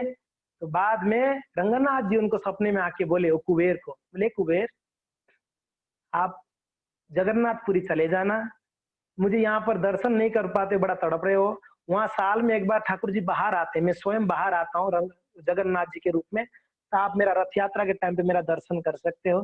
तो कुबेर पूरी गए थे, रथ यात्रा में ठाकुर जी का दर्शन करे, कुछ समय रहे, वो भी उनका शरीर छोड़कर भगवत धाम गए। तो इस प्रकार से यहाँ पर रामानुजाचार्य ने बड़े सुंदर ठाकुर जी का सेवा पूजा आदि करते हैं, और धीरे धीरे धीरे धीरे भगवान का सेवा पूजा में बड़ा नियमों को पालन करते हुए रामानुजाचार्य ने सारे उनके जो शिष्य लोग थे, कई सारे शिष्य हो गए थे तब तक, और ऐसे सेवा करते करते 12 साल बीत गया। कितना? 12 साल। वो जब श्रीरंगम में आए थे, श्रीरंगम से आए थे, तब से आज तक 12 साल हो गया। तिरुनारायण जी को और चेलू नारायण जी को। चेलू का अर्थ है सुंदर, ब्यूटी। चेलू नारायण बोल रहा था ना, तो छोटे विग्रह का नाम, उत्सव विग्रह का नाम चेलू। चेलू का अर्थ है beautiful, beautiful Thakur ji. चेलू Narayan beautiful Narayan है, बड़े सुंदर है चेलू नारायण। ये जो मेल कोटे है, ये जगह में आप अभी भी जाओगे, आपको लगेगा ये मेटेरियल वर्ल्ड से परे जगह है, आपको लगेगा नहीं कि भौतिक संसार का जगह है, एकदम ट्रांसडेंटल प्लेस है, एकदम। आप वहां जाएंगे तो आपका मन करेगा यहीं रुकूं मैं, यहीं रुकूं, जाऊं नहीं, ऐसा स्थिति आपको लगेगा। हमने अनुभव किया है क्या प्यूरिटी उस जगह का, क्या वाइब्रेशन है। अभी तक कई जगहों में अभी तक पॉल्यूशन हो चुका है, आप वृंदावन जाओ, खैर धाम को पॉल्यूशन कोई कर नहीं सकता है, पर बड़े बड़े घर है, बहुत सारे रोड्स बन गए हैं, अलग अलग चीज, मगर आज तक आप मेलकोटे जाएंगे, आपको वही गांव, छोटा सा गांव अभी भी मिलेगा, वही जंगल के बीच में गांव है, पहाड़ों के बीच में गांव है, और बड़े सुंदर जगह है, बड़ा मनोहर जगह है। भजन करना है ना, उस जगह पे जाके करो, आपका भजन में कैसे मन लगेगा, बड़े सुंदर जगह। हम जाके 3 दिन रुक के आए हैं मेलकोटे में, बड़ा सुंदर जगह है। कितना लोग जाना चाहते हैं, मैं एडवर्टाइजमेंट कर रहा हूँ हाँ, मेलकोटे का बड़े मधुर जगह है। एक बार प्रहलाद जी महाराज आए प्रहलाद जी को पता चला कि तिरुनारायण और चलू नारायण रहते हैं मेलकोटे में, तो बोले मेरे पिताजी चले गए, उनका कहते हैं ना पिंडदान नहीं कर पाया था अभी तक, प्रहलाद जी ने पिंडदान करने के लिए आगे मेलकोटे। कहले ब्रह्मा जी वहां पर स्वयं भगवान को स्थापना किए, तो वहां पर पिंडदान बड़ा महिमा करके आए। तो प्रहलाद जी का कुछ स्वयं उनका पर्सनल शालिग्राम शिला थे प्रहलाद जी महाराज जी का, उनके अल्टर लेके आए थे, तो पिंडदान आदि करे। वहां पर एक सरोवर है, कल्याणी तीर्थम, सरोवर का नाम है कल्याणी तीर्थ। ये सरोवर कैसे प्रकट हुआ पता है? जब भू बराह स्वामी, बराहदेव को जानते हैं ना सब लोगों ने, बराहदेव, जब भगवान बराहदेव पृथ्वी को जल से उद्धार करते हुए ऊपर उठे, पानी से ऊपर उठे, वो राक्षस था ना हिरण्याक्ष, पृथ्वी को पानी के अंदर छुपा लिया था लेके, तो बराहदेव आके पानी से उठाकर वो ऊपर जाके वापस स्थापना करने वाले थे पृथ्वी को। आवाज आ रहा है आप लोग को? नहीं आ रहा है? आ रहा है ना, ओके। तो जब ऊपर उठा रहे थे, भगवान के शरीर से पसीना छूट रहा था, क्योंकि ना बड़ा मेहनत किए थे ना, पृथ्वी को उठा के निकले थे ठाकुर जी। हाँ, पृथ्वी कोई छोटा सा बॉल जैसा थोड़ी है, आप फोटो में देखते हो ऐसे उठा के जा रहे हैं, अरे बाबा ऐसा नहीं है, बहुत बड़ा पृथ्वी, उसको उठा के ठाकुर जी ऊपर आ रहे थे। तो उनके शरीर से एक पसीने का बूंद नीचे गिरा, वो मेलकोटे में गिरा, वही एक सरोवर बन गया है, कल्याणी तीर्थम, वो जगह का नाम है, वो सरोवर का नाम कल्याणी तीर्थम। तो भगवान जब सपने में आए थे, रामानुज को बोले थे मैं कल्याणी तीर्थ के बाजू में हूं करके, वो एक पहचान भी था। वो सरोवर अभी भी है, बड़े सुंदर सरोवर है, आप स्नान कर सकते जब जाएंगे तो, बड़े सुंदर। तो मेलकोटे बहुत सुंदर, पहाड़ के अंदर है। तो चलना चाहिए कभी ऐसे मेलकोटे यात्रा। रामानुजाचार्य ने 3 जगह पे हमेशा विराजमान रहते हैं, रामानुजाचार्य 3 जगह पे हमेशा, अभी भी हमेशा। कहां पर?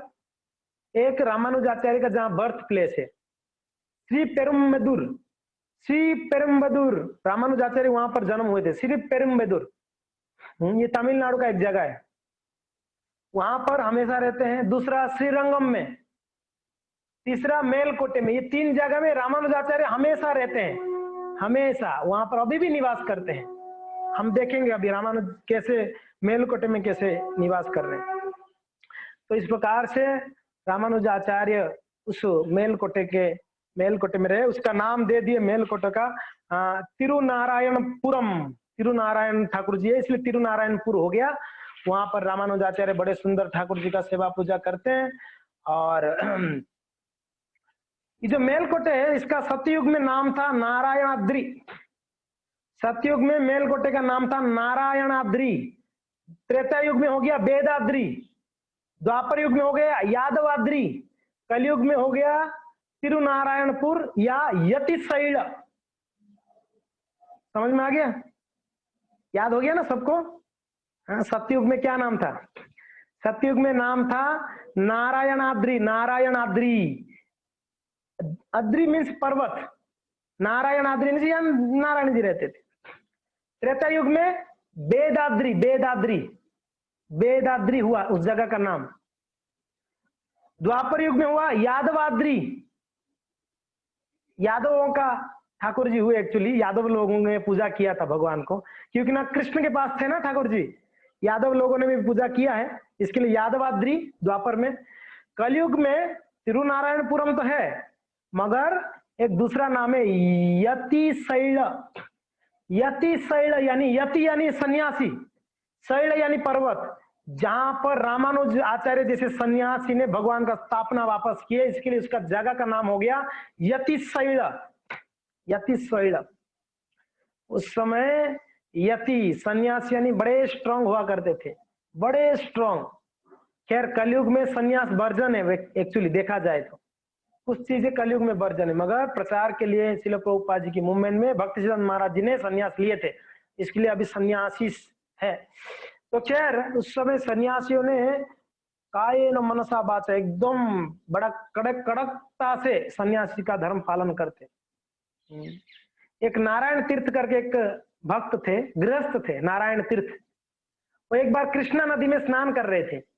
मैं कह रहा हूँ सन्यासी कितना स्ट्रांग थे उस समय। ये नारायण तीर्थ जो है वो एक बार कृष्णा नदी में स्नान करने गए थे और अचानक से बाढ़ आया नदी में, बड़ा भयंकर बाढ़ आया अचानक से, स्नान कर रहे थे। तो अब इनको लगा कि बस अभी मैं मरने वाला हूँ।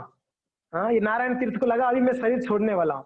तो तुरंत उन्होंने सोचा अगर मैं इस समय यहाँ पर मैं शरीर छोड़ दूं तो मेरा नाम यमदूतों ने क्या लिख देंगे कि इन्होंने एक्सीडेंट में मरा करके, मुझे नरक जाना पड़ेगा, मुझे नरक जाना पड़ेगा। मगर शास्त्रों में वर्णन है अगर एक सन्यासी होता है तो सन्यासी कहीं पर भी मरे, कैसे भी मरे, उसका मृत्यु को कोई घोर मृत्यु नहीं माना जाता है। कैसे भी मरे सन्यासी, उसका मृत्यु हमेशा कल्याणप्रद होता है, ऐसे कहते हैं, उसको वैकुंठ लोक प्राप्त होता है। तो ये नारायण तीर्थ सोचे अरे इस समय मैं शरीर त्यागूंगा तो मेरा जो है नाम यहाँ पर यमराज लोगों ने, यमदूत लोगों ने मुझे नरक में दंड देंगे, तो मैं वैकुंठ नहीं जा पाऊंगा। उन्होंने मंत्रों के द्वारा तुरंत, जो सन्यास लेते समय जो मंत्र लेते हैं ना, उस मंत्र का उच्चारण कर दिए तुरंत, मैं सन्यास स्वीकार कर रहा हूं करके, वहीं पर पानी में खड़े होके मैं सन्यास स्वीकार कर रहा हूं, कम से कम मरने से पहले मैं सन्यासी बन जाऊं तो मैं मरूंगा तो वैकुंठ जाऊंगा, ये भाव से उन्होंने वो मंत्र, जिस समय सन्यास लेते हैं जो मंत्र उच्चारण करते हैं, वो मंत्र को उच्चारण कर लिया उन्होंने। तो जैसे उच्चारण करे बाहर तो आया मगर बच गए, इन्होंने मरे नहीं, ये नारायण तीर्थ बच गए। तो खैर भगवान की कृपा से बच गए, मगर उन्होंने मंत्र के द्वारा सन्यास लिए थे, मंत्र उच्चारण कर लिए थे, अभी तक कपड़ा और दंडा नहीं लिए थे मगर मंत्र बोल दिए थे। तो खैर घर वापस आए तो पत्नी दूर से देख के रोने लगी, बोले कि क्या हो गया आपको, आप घर क्यों आ रहे हो वापस, आप सन्यासी हो। उनके हाथ में कमंडलू, एक हाथ में डंडा देख रही है उनकी पत्नी, जबकि वो लिए नहीं थे हाथ में, उन्होंने मंत्रों के द्वारा सन्यास लिए थे, मगर उनके पत्नी को दिख रहा था कि वो सन्यासी आ रहे हैं करके। बोले कि नहीं नहीं आप घर मत आइए, हाँ आप सन्यास हो गए तो अभी आप सन्यासी ही रहिए, मैं पाप नहीं उठाना चाहती हूँ, आप घर पे वापस मत आइए। बोले कि क्या हो गया तेरे को, बोले कि नहीं आप मुझे सन्यासी के रूप में दिख रहे हो, बिल्कुल सन्यासी हो आप। तो देखो उस समय सिर्फ मंत्र उच्चारण करके अभी तो कई सन्यासी को आप देखोगे, ढोंग सन्यासी डंडा लिए हुए रहते हैं, गेरुआ कपड़ा धारण किए रहते हैं, मगर पान बीड़ी सिगरेट सब चलता है उनका, ऐसे सन्यासी है। मैं हमेशा एक उदाहरण देता हूँ, तो एक महात्मा उदयपुर में हम गए थे, जगदीश मंदिर में उनका रथ यात्रा था, तो हमको बुलाए थे, सारे धर्म के लोगों को बुलाए थे जगदीश मंदिर। मैं हमेशा ये बात बोलता हूँ, तो हमको भी बुलाए थे, यहाँ से 3 साल पहले की बात है। तो सभा में हम भी बैठे थे, हमारे साथ और एक भक्त थे, तो वहां पर सबका राय लिया जाता है, इस साल हम क्या अच्छा कर सकते हैं जगदीश जी की रथ यात्रा के लिए। तो हम भी थे वहां पर, तो सबको पूछा जा रहा था, हमको भी पूछा गया। खैर बीच में टी ब्रेक था, टी ब्रेक, सबको चाय दिया गया, चाय तो सबको दिया गया, जो नीचे बैठे थे लोगों को दिया गया, और जो महात्मा लोग हमारे साथ बैठे थे अलग अलग संप्रदाय से, तो सबको दिया गया। तो मेरे बाजू में प्रभु जी थे, उनको दिए, उन्होंने लिया, मुझे दिए, मैंने नहीं लिया। मेरे बाजू में एक बाबा बैठे थे, दाढ़ी वाला बाबा, गेरुआ कपड़ा धारण किए हुए थे और दाढ़ी जटाजुट था बढ़िया, और बड़ा बड़ा माला वाला पहने हुए थे, रुद्राक्ष आदि। वो चाय उनके पास गया तो वो बेचारे घबरा गए, मेरे बाजू वाला महात्मा यंग लड़का चाय नहीं पिया, मैं कैसे पीऊंगा, फंस जाऊंगा मैं, लोग क्या सोचेंगे सामने वाले जो बैठे हैं। तो सामने लोग देख रहे थे ना भाई, हम लोग कुर्सियों में बैठे हैं, लोग नीचे बैठे हैं, तो मगर उसका जीवा बोल रहा था ले ले, फ्री में मिल रहा है, ले ले, तू ऐसा मौका मत गवाना बेटा। और वो बाबा मुझे मेरे और देख रहा था घूर घूर के, करेगा क्या, चाय का कप उठा लिया उसने, चाय ले लिया हाथ में, मगर अभी लोगों को कुछ तो दिखाना पड़े, वो क्या करने लगा, थोड़ा ढोंग करने लगा, चाय के अंदर उंगली डुबाया और रुद्राक्ष में लगाया चाय, सब भोग लगा दिया उसने गले में, मालाओं को भोग लगा के चाय पी लिया। तो देखिए आजकल कैसे कैसे संत होते हैं, थोड़ा चाय नहीं छोड़ सकते, कैसे महात्मा बनेंगे बताइए, कैसे संत बनेंगे और क्या लोगों का उद्धार करेंगे, कल्याण, क्या लोगों को चाय से छुटकारा दिलाएंगे वो। यस, तो इसके लिए एक आचरण करने वाला व्यक्ति होना चाहिए, साधु। ओके, तो इस प्रकार से उस समय रामानुजाचार्य का सन्यास। खैर, मैं ये कह रहा था, ये जो नारायण मिश्रा थे, सॉरी नारायण तीर्थ, बड़े सुंदर भक्त थे, उन्होंने बहुत सुंदर सुंदर भगवान का लीलाओं को लिखे, जबकि भागवत में वो लीलाएं नहीं है, मगर उन्होंने जैसे रूप गोस्वामी लीला देखते थे ना, ठाकुर जी का लीला आंख बंद करके, वैसे वो भी ठाकुर जी का लीलाओं को देखते थे। एक बार उन्होंने वृंदावन लीला देख रहे थे, नारायण तीर्थ क्या देख रहे थे, सारे गोपियां कृष्ण को आके कह रहे हैं, हे काना, तू सबका नकल कर लेता है, खा पी के ना हमारे माखन चोरी कर करके खा के तेरा गाल देख कितना बड़ा बड़ा हो गया, गोल मल्लू हो गया, गोलू मल्लू। हाँ? तो बड़ा हट्टा कट्टा हो गया खा पी के तू। अच्छा, तू सबका नकल कर लेता है मगर दिखने में बड़ा हाथी जैसा चलता है, देख कितना हाथी जैसा हो गया। तो गोपियां बोल रहे हैं, राधा रानी आदि, बोला अच्छा तू हाथी का नकल कर सकता है क्या? बोला कि कृष्ण बोलते हैं, अरे हाथी, दुनिया में ऐसा कौन सा जीव का नकल मैं नहीं कर सकता। बोला, बोले चल तू हाथी का नकल कर। तो भगवान कृष्ण ऐसे चलते हैं दुम दुम हाथी जैसा। तो बोलते हैं चलना तो बड़ा आसान है, कोई भी चल लेगा, हाथी जो कान हिलाती है ना पंखा जैसा, ऐसा हिला के दिखाओ चलो। कृष्ण को कह रहे हैं गोपी लोग। भगवान फंस गए, बोले भाई कान कैसे हिलाऊं मैं, कान तो ऐसे नहीं हिला सकता हूँ। गोपिया बोलता है फिर तो तू भगवान नहीं है। अरे क्या बात कर रहे हो? तो भगवान बोलते ठीक है मैं ट्राई करता हूँ। भगवान ने ट्राई किए, भगवान ने कान हिलाया तो उनका कान इतना जोर से हिलने लगा, गोपियों का कपड़ा उड़ने लगा। तो गोपियां आके भगवान के चरण पकड़ ले, बोले कि अरे बस बस अभी बहुत हो गया, रोको रोको हमारा कपड़ा उड़ रहा है। तो ये लीला देखकर वो नारायण तीर्थ हंसते हुए लीला लिख रहे थे। तो तभी वहां से राज सेना लोग जा रहे थे, बोले कि हमको देख के हंस रहा है, कमेंट्री कर रहा है, तो उसको दंड दिया जाए। तो नारायण तीर्थ को दंड देने लगे। नारायण तीर्थ बोला अरे भाई मैं भगवान का लीला देख रहा था।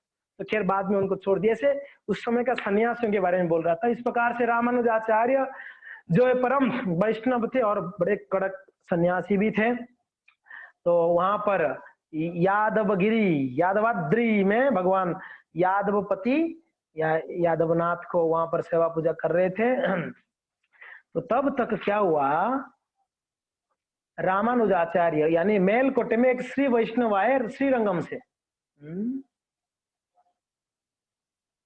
श्रीरंगम से एक भक्त आए मेलकोटे, वो आके रामानुजाचार्य को मिले, प्रणाम किए और रामानुज को बोले मैं श्रीरंगम से आया। रामानुज आचार्य श्रीरंगम का सुन के ही उनका पति रंगनाथ जी का याद आया वापस, और आंख से आंसू आ गया रामानुजाचार्य को। 12 साल हो गया श्रीरंगम छोड़कर रामानुजाचार्य को। तब याद आए उनको कुरेश, खास करके कुरेश बड़ा याद आते थे उनको। कभी कभी रामानुजाचार्य अकेले में बैठ के बड़े दुखी रहते थे, कुरेश कैसे रहेगा मेरा शिष्य, मेरे लिए अपना जीवन को निसर्ग किया उसने, मेरे लिए वो राजा के पास गया। बिल्कुल रामानुजाचार्य का कोई न्यूज नहीं मिला था कि कुरेश अंधा हो गया था या उसने ऐसे ऐसे राजा ने उनकी गुरु का शरीर उन्होंने वैकुंठ चले गए थे, बिल्कुल नहीं पता था। रामानुज 12 साल तक उनको कोई न्यूज ही नहीं था, उस समय कोई खबर नहीं मिला था।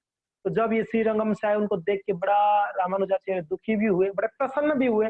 पूछने लगे कैसे है मेरे ठाकुर जी, कैसे है मेरे रंगनाथ जी, कैसे है मेरे ठाकुर जी, नम पेरमल कैसे हैं करके पूछने लगे। बोले कि राम नम पेरमल आपको याद कर रहे हैं, नम पेरमल बहुत अच्छे है, बड़ा अच्छे से बोल रहे थे। फिर बाद में पूछे मेरे गुरु महापूर्ण कैसे हैं, तो बड़ा दुखी से वो भक्त रोते हुए बोले कि हे रामानुजाचार्य, अभी महापूर्ण आपके गुरु जो है महापूर्ण इस धराधाम में नहीं रहे, वो वैकुंठ प्राप्त हो गए। ये सुनकर रामानुजाचार्य बहुत जोर जोर से रोने लगे, बहुत जोर जोर से। कैसे हुआ ऐसे? रामानुज जब प्रश्न किए तब उन्होंने कहा कि महाराज, हे गुरुदेव, आप शायद नहीं जानते हैं कि जब आपको यहाँ पर भेज दिए कुरेश, कुरेश और महापूर्ण जब गए और राजा कुलत्तुंग ने उनका आंख निकाल दिया दोनों का, रास्ते में आते आते महापूर्ण का शरीर उन्होंने छोड़ दिया। और कुरेश अभी भी उनकी आंख नहीं है, मगर बहुत कष्टों को अनुभव करते हुए भी भगवान का नाम जब कभी नहीं छोड़े हैं, भगवान का स्मरण कीर्तन कभी नहीं छोड़े हैं, और आपको हमेशा पूछते रहते हैं, आपकी विरह में बड़ा तड़प रहे हैं कुरेश। ये सुनकर रामानुजाचार्य और रोने लगे कि मेरे लिए मेरे गुरु ने शरीर छोड़ दिए, मेरे लिए मेरे शिष्य ने आज ऐसे दुर्दशा में है, उनका आंख नहीं है। बहुत ही दुखी हुए रामानुजाचार्य, बड़ा निशब्द हो गए थे रामानुज, कुछ कह नहीं रहे थे। बहुत याद आने लगा उनको वापस। उनको रंगनाथ जी एक बार बोले थे रामानुज को, हे रामानुज, आप जीवन में कभी मुझे छोड़ के मत जाना, ये रंगनाथ जी बोले थे रामानुज को। मगर परिस्थिति के अनुसार रामानुज को छोड़ के जाना पड़ा था उस समय।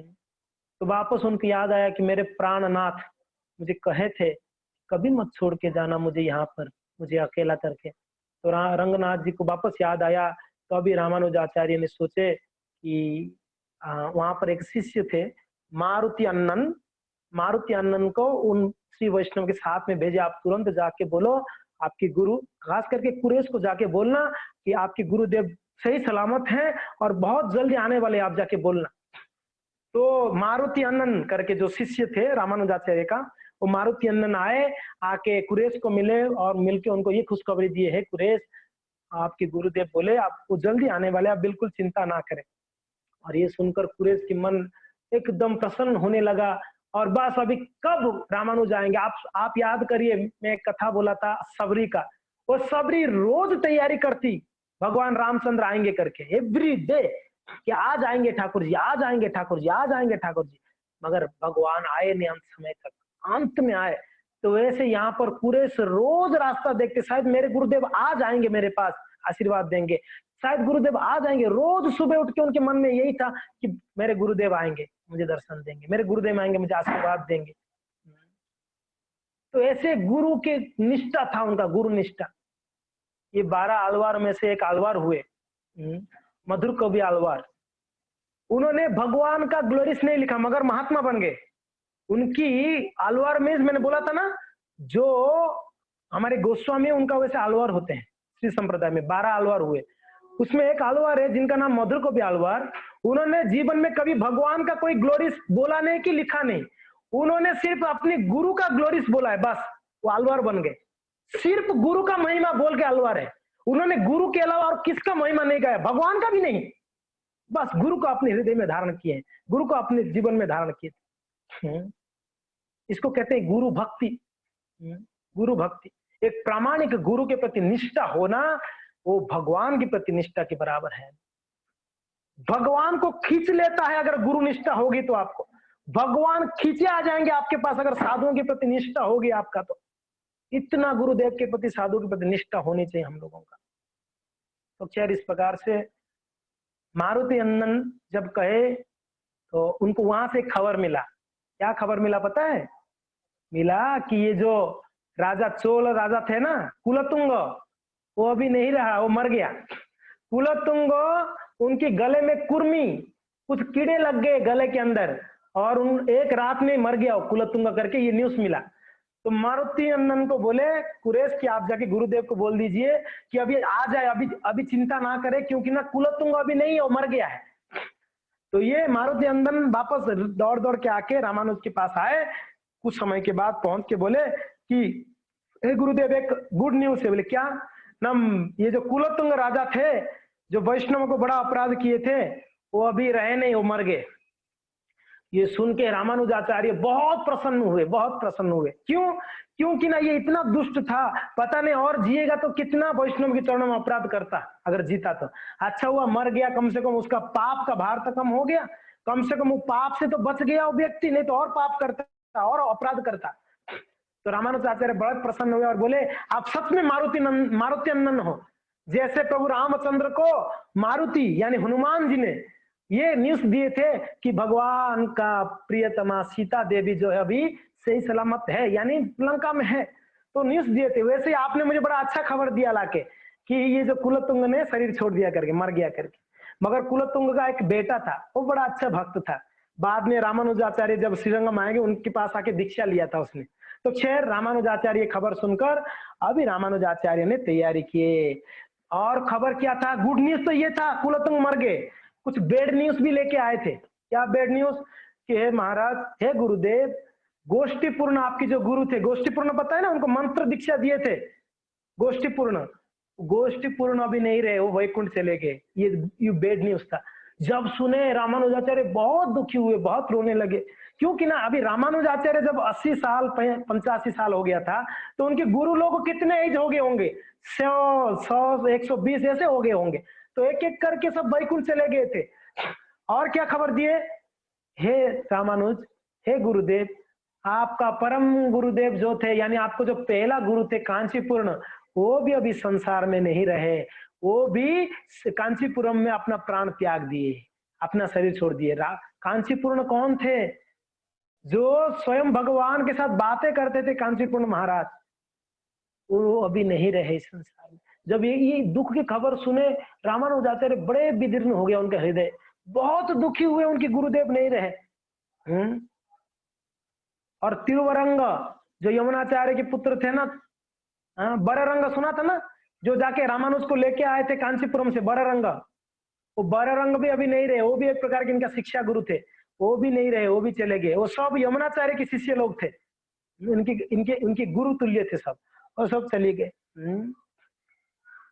और श्री शैलपूर्ण, याद है आप लोगों को? शैल धाम में थे इनकी मामा जी शैलपूर्ण। बोले अभी आपकी मामा शैलपूर्ण भी नहीं रहे, वो भी वैकुंठ चले गए। तो ये सारा खबर, दुख की खबर सुनकर रामानुजाचार्य बड़े दुखी हुए, बहुत रोए। और रामानुजाचार्य अभी डिसाइड किए, अभी मुझे जाना चाहिए, मैं अभी रंगनाथ जी के बिना नहीं रह पाऊंगा। तो रामानुजाचार्य ने गए किन के पास? चेलू नारायण और तिरु नारायण के पास गए, जाके हाथ जोड़ के प्रार्थना कर रहे हैं कि हे ठाकुर जी, हे प्रभु, अभी मैंने आपके लिए अच्छा सेवा पूजा का बंदोबस्त कर दिया, आपका मंदिर निर्माण कार्य हो गया, आपका सारा सेवा पूजा अच्छे से, और कई सेवक भी यहाँ पर हो गए, तो अभी मुझे आज्ञा दीजिए, मेरे प्राणनाथ अभी वहां पर वेट कर रहे हैं, मेरे रंगनाथ जी, मुझे जाने दीजिए। मैं उनको वचन दिया था मैं कहीं जाऊंगा नहीं, मगर परिस्थिति के हिसाब से मुझे आना पड़ा, तो अभी आदेश दीजिए, आप आज्ञा दीजिए, मैं जाना चाहता हूँ। तो जब तिरु नारायण और चेलू नारायण दोनों सुने, रिप्लाई नहीं दिए, मुंह मोड़ दिए, ऐसे मुंह को ना ऐसे मोड़ दिए। रामानुजाचार्य देखे कुछ जवाब दे नहीं रहे हैं, तो रामानुज चले गए उस दिन। 2 दिन के बाद वापस आए, बोले कि है तिरु नारायण, है कहाँ है चेलू नारायण, मुझे पता है, मैं आपके बिना नहीं रह सकता, आप तो भगवान है, आप रह सकते हो, मगर मैं आपके बिना नहीं रह सकता, मुझे भी जाने को बिल्कुल इच्छा नहीं, मगर मेरे वहां पर रंगनाथ जी मेरे लिए वेट कर रहे हैं, वो भी मेरे प्राणनाथ है, तो मैं उनके पास जाऊंगा। अभी रंगनाथ जी ने खबर दे दिया है, कितना दिन बेटा के पास रहेगा, आ जाओ जल्दी घर पे करके उन्होंने खबर दिया है, मुझे अभी जाना है। हे संपत कुमार, हे प्रभु, हे राम प्रिय, मुझे अभी जाने दीजिए। ये थे ना पंचामृत, रामामृत थे ना, ये रामामृत, भगवान रामामृत पंचामृत। तो कहे जब, बड़े उदार हृदय से जब बोले, बड़े प्रेम से बोले, तब ठाकुर जी दुखी होकर हाँ भी नहीं बोले, ना भी नहीं बोले, कुछ बोल नहीं पाए उसको। रामानुजाचार्य कुछ बोले नहीं था। रामानुजाचार्य अभी रहना तो था नहीं, बस आशीर्वाद लिए कि प्रभु मैं अभी बहुत जल्दी जाने वाला हूँ, आप आशीर्वाद दें। और आए, कुछ भक्तों को, लगभग कहते हैं कुछ 50 से ज्यादा भक्तों का एक टीम बना दिए थे वहां पर मैनेजमेंट के लिए, मंदिर मैनेजमेंट के लिए। मंदिर का मैनेजमेंट वही अच्छा कर सकता है, हमने पहले से बोलते हैं, जो अच्छा भक्त होगा। नहीं तो मंदिर का मैनेजमेंट कोई साधारण व्यक्ति या कोई कर्मी नहीं कर सकता है, मंदिर को मैनेज करना नहीं हो सकता। अभी देखिए कई सारे मंदिर गवर्नमेंट ने टेक ओवर कर लिया, मगर सेवा पूजा का मैनेजमेंट वो भक्तों को ही दे के रखे हैं। तिरुपति बालाजी चले जाइए, गवर्नमेंट ने टेक ओवर किया है, मगर उनका सेवा पूजा कैसे होगा गवर्नमेंट डिसाइड नहीं करेगा, वो डिसाइड कौन करता है? भक्त लोगों ने डिसाइड करते हैं। आप जगन्नाथपुरी चले जाओ, जगन्नाथपुरी को भी गवर्नमेंट ने टेक ओवर किया है, मगर सेवा पूजा में कोई दखल अंदाजी नहीं कर पाएंगे, वो भक्त लोग ही करते हैं। तो भक्त अच्छा सेवा पूजा मैनेजमेंट करेंगे, मंदिर को अच्छा चला पाएंगे। तो रामानुजाचार्य एक अच्छा सन्यासी भी थे और अच्छा एक मैनेजर भी थे, अच्छा लीडर थे। प्रभुपाद महाराज जी याद करिए, 1-2 मंदिर का थोड़ी राजा थे वो विश्व का छत्रवर्ती सम्राट भी थे। विश्व में कितने मंदिर था उनका ब्रांचेस? 108 मंदिर था उनका, 108 मंदिर प्रभुपाद जी का। प्रभुपाद जी एक न्यूज रिपोर्टर को बोलते बोलते बोले थे, एक लेक्चर में भी बोल रहे हैं प्रभुपाद जी, एक बिजनेसमैन कितना उसका ब्रांच खोल सकता है जीवन भर में? बोले कि मैं चैलेंज करता हूं, 10 साल के अंदर 108 ब्रांच बना के दिखाओ कोई बिजनेसमैन। 10 साल के अंदर 108 ब्रांच कोई बिजनेसमैन बना के बताए पूरा विश्व भर में, एक देश विश्व भर में। ये हमारे प्रभुपाद जी थे, कोई साधारण नहीं है। प्रभुपाद जी एक विशेष शक्ति लेके आए थे भगवान से, एक विशेष शक्ति लेके आए हुए थे इस धराधाम में। और मैनेजमेंट, मुझे नहीं लगता है प्रभुपाद जी से मैनेजमेंट आज तक कोई है वो पाया इसे मैनेज करने वाला। अभी कितना भक्त है प्रभुपाद जी के टाइम पे ना, भारतीय लोग ऐसे भी भक्त है, विदेशी लोगों को मैनेज करना मीन्स हालत खराब। विदेशी लोग को पता नहीं कृष्ण कौन है, फिर भी उनका शरणागति प्रभुपाद जी के प्रति था। प्रभुपाद जी ने उनको मैनेज किया, और प्रभुपाद जी जाते जाते एक बॉडी बना के गए ये संस्था। प्रभुपाद जी बोले ऐसा नहीं होना चाहिए मैं जाने के बाद ये संस्था इतर बिखर हो जाए, बिखर जाए। मैं जाने के बाद भी ये मूवमेंट, ये संस्था दिन प्रतिदिन बढ़ते रहे।